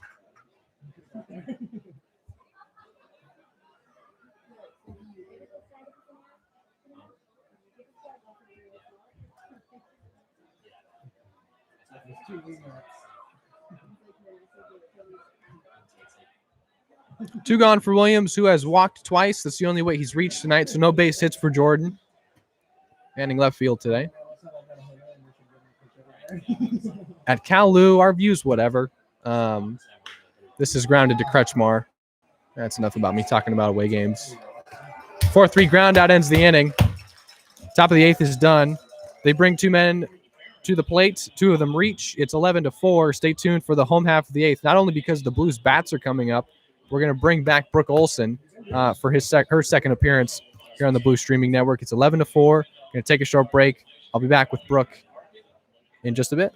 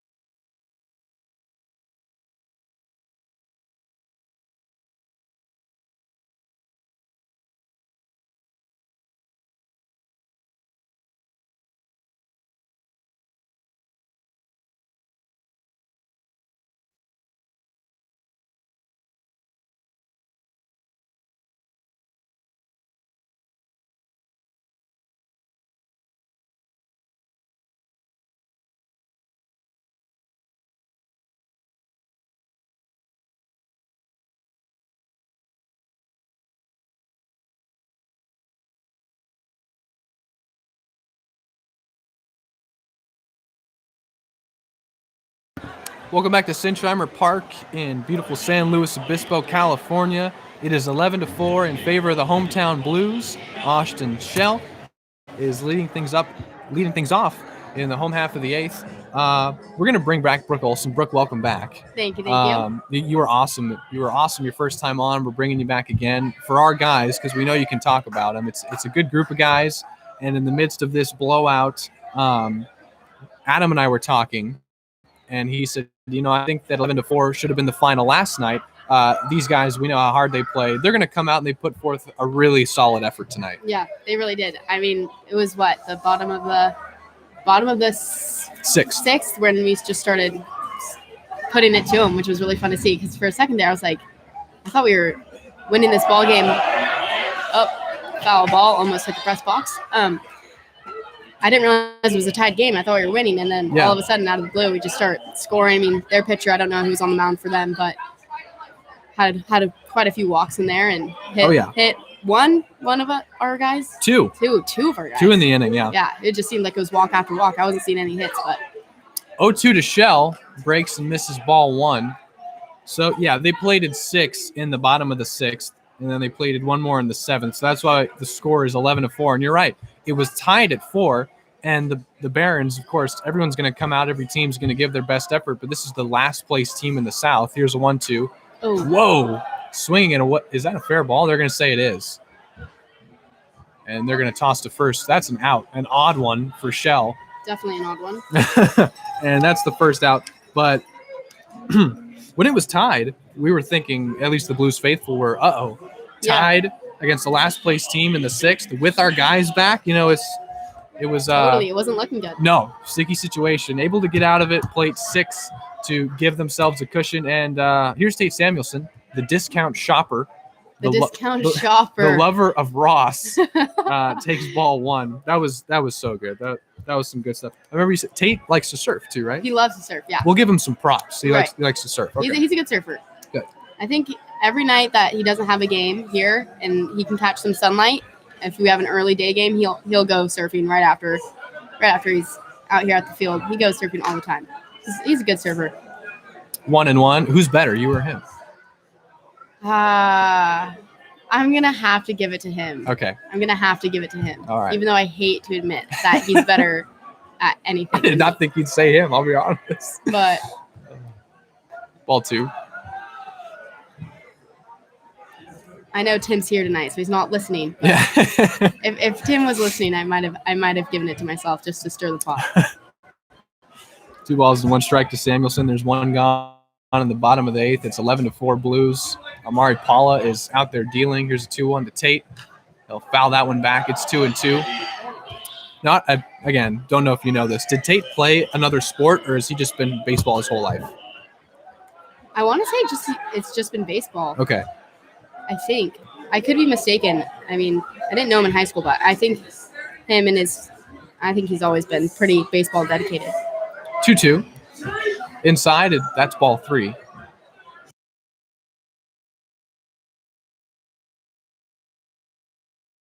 Count full. We saw this the last time you were in here with us, and he was at the plate. He works a lengthy at-bat, and the count is full. Payoff pitch. Ball 4. He worked a walk just like last time. There we go, Tate. He now leads the team in walks with 19. Leads the team in walks and home runs? Would you look at that? The guy that gets on base. He has walked twice in this one, also singled. I'm not sure if it was his last at bat, but Tate did not look very happy with the umpire after. That was his strikeout looking, which I can put an asterisk by, that led off the bottom of the 4th. I mean, it was ball 4. Yeah. Ball 4. And I want to listen back, and maybe we can hear Max in the background. He's just egregious. This is Mark Armstrong pitch hitting for Martinez as he lines out to right field. That's the second out. Yeah, it was a tough call. Tough call. So that was Mark Armstrong pinch hitting. And this is Justin Trimble. Have you gotten the chance to meet Trimble? I have not gotten the chance to meet him. He's another character. Really? Yeah. if you remember, it was on my birthday. He was the one that hit the walk-off double. Okay. And I got a chance to talk to him, and I said, "What were you doing in the ninth inning?" He said, "I was eating a hot dog." And he hadn't played the whole game, and then they finally, with 2 guys on, as here's the first pitch to him, it's taken for a strike. 2 guys on, 2 outs. I mean, he's our last chance, and they go, "Trimble, you're up," and he had to scarf down a hot dog and Swallowed it. go up there Got and ready. go up Love there and that. hit a double. 0-1 to him. High ball 1. This team's full of characters. I think what else is so cool is that a lot of them, we have teammates that they literally go to school together. We have the Stanford guys. We have the guys from Utah, a couple from Fresno State, Cal Arkansas. State, Fullerton. Arkansas, exactly. 1-1. Popped up. Infield to have a look. I think it's something to be said for the reason why our guys have gotten together. Wow. All right. No communication in the outfield. Oh, that was tough. Wow. So we talk about a lack of communication there, but I think part of the reason, getting back to my point, is the fact that a lot of these guys go to school together. Now they can bring that to summer ball. Right. They've all integrated each other very well. Yeah, they have. It's really cool to see which guys are getting along with each other, and it's so funny because a lot of them have not met previously, but just having some connections with other guys and someone knowing someone, then our Blues have gone pretty close. Max, who's that an error on? That's a single. It's an error in the outfield. Okay, Trimble has singled. There's runners on first and third for Kretschmar. Kretschmar, one of the Stanford guys, batting with men on first and third and 2 outs in the bottom of the 8th. It's 11-4 Blues. Brooke Olson joining us.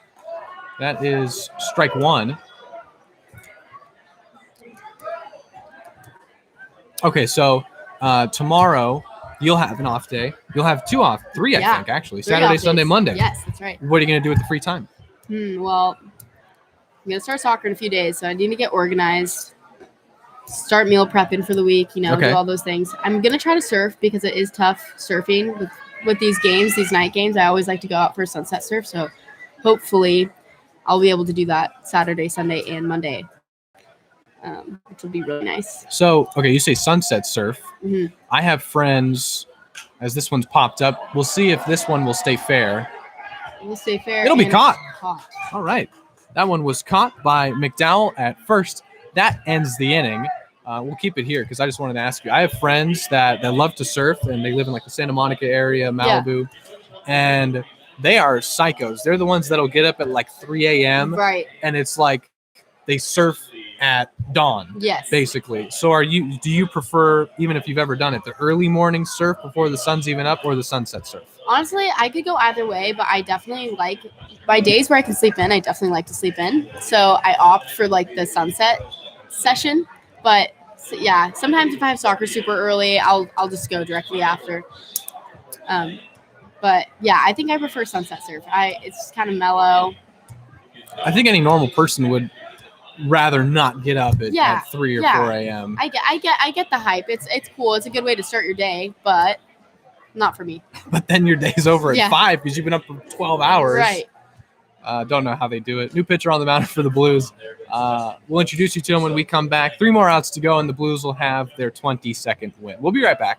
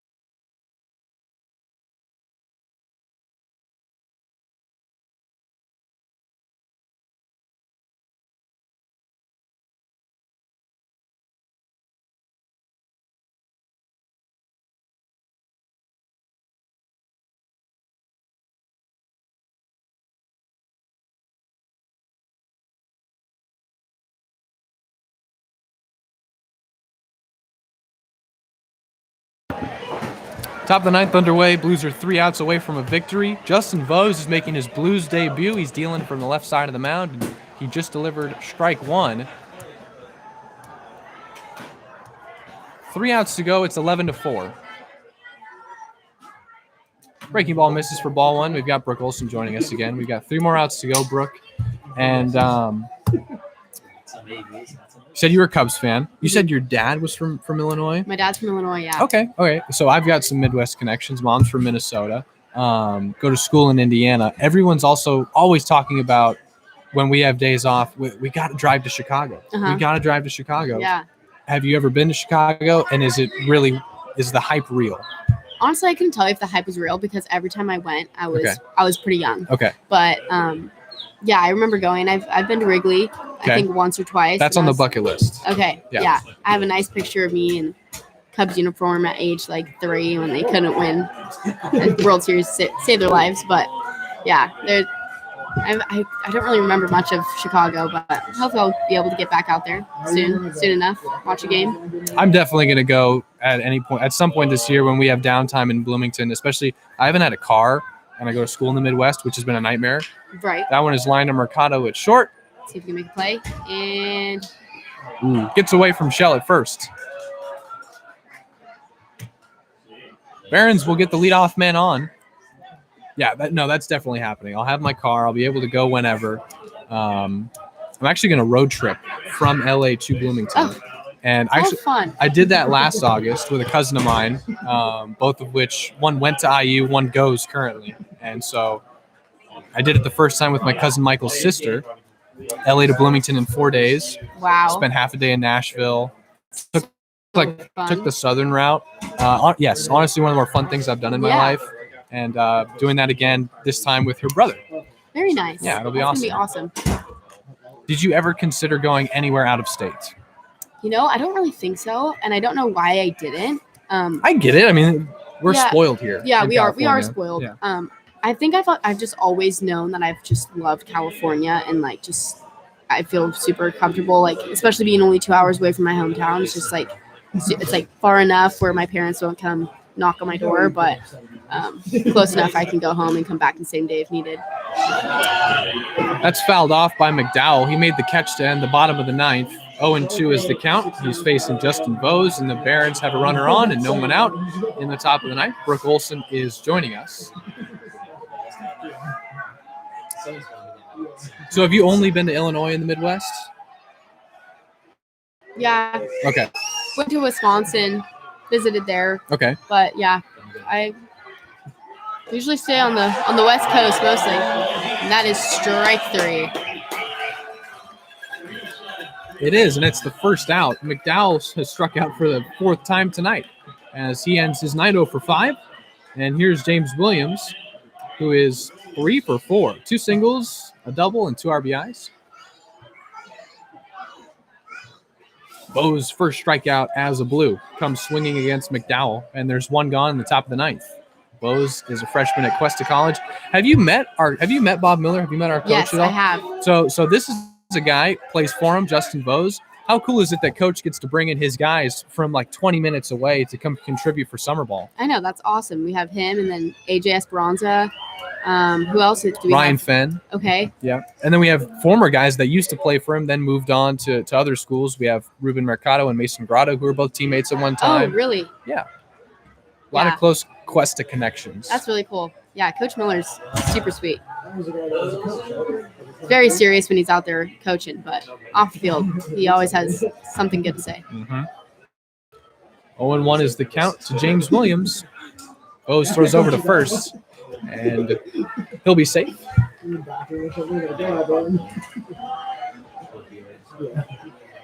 Stadium's starting to empty out a little bit tonight. I feel like yesterday was more empty for a Thursday than we're used to. Yeah, seeing this place not packed and filled to the brim is weird. It is weird. It is weird, especially on a Friday. Yeah. Obviously, it's 11-4, and if this thing was close, I feel like A few more. we might see a few more people. Yeah. It is a Friday night. They might have other plans than just the Blues game, but 1 ball and 1 strike. How about this? So I had Adam He's come on and done a couple innings with me. And I remember asking him, if you're going to get a compliment from a fan about their experience at a game, what's the best one you can get? And he goes, I'm going to turn the question on you a bit. If I was going to ask a fan a question and have their response dictate how good the game was, as that's flight out to left, Grotto ranges on and makes the catch for the second out. He said he'll ask them, they'll say, I went to a Blues game. I loved it. He'll say, what happened in the game? Did the Blues win or lose? And if they say they don't know, he's thrilled. He's thrilled because they're occupied with us. With us and what we're doing. And, that's awesome. And the beer and the food and everything else. Yeah, the promotions, everything. I think it's such a brilliant way to approach business, especially when you own a team. That is true. He did say right from the beginning, we don't care what happens on the field. We don't want people to remember the score. We want people just to remember us and the show we put on. And I remember being the one guy that was like, I'd like us to be good. Yeah, no, same. I was like, I hope we win some games. Yeah, strike one. I'm like, Adam, if we sucked, my job would be tough. It'd be really tough. He's like, I know. Bose delivered strike one. Oh, man.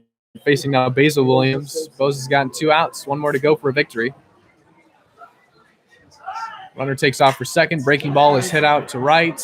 Ranging back and making the catch. The game is over. And the final will be 11-4. Justin Bose comes in and gets his 3 first outs as a Blue. And the final is 11-4. Blues defeat the Barons for the second time in 2 nights. And they win their 22nd game in 35. Brooke, thank you so much for joining us. Of course, I'm always happy to hop on whenever you want me to. Brooke Olson, guest analyst, joining us, does such a great job, as everyone does whenever they join us. Shout out to Colin Ryan. We had Brendan Fisher last night. Stay tuned for the post-game show, Blues Live. We've got some fun stuff to do. Don't know what player we're going to grab. We might get a coach, and then obviously the intern interview. A lot coming up. You shouldn't go anywhere. And the final is 11-4. Blues win. As for the call of this one, I'm going to say so long. For Brooke Olson, I'm Zach Ebrahim. We will see you tomorrow in Thousand Oaks. First pitch at 4. Don't miss it right here on the Blue Streaming Network. Good night, everybody. Good night.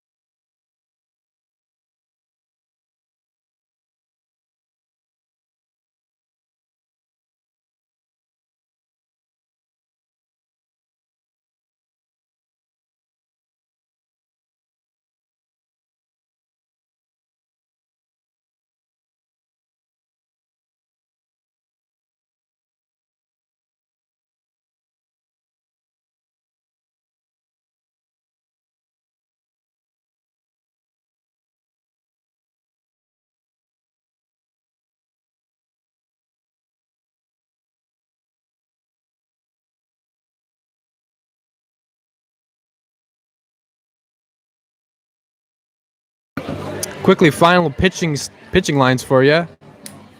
Vaughn Moderer, who came in, 3 full innings of relief for Vaughn. He picks up the victory. 3 full, 2 earned runs on 4 hits. They would not come back to bite him. And Campbell Holt gets the loss for the Barons. Barons go to 5-17. Blues to 22-13. We'll be right back.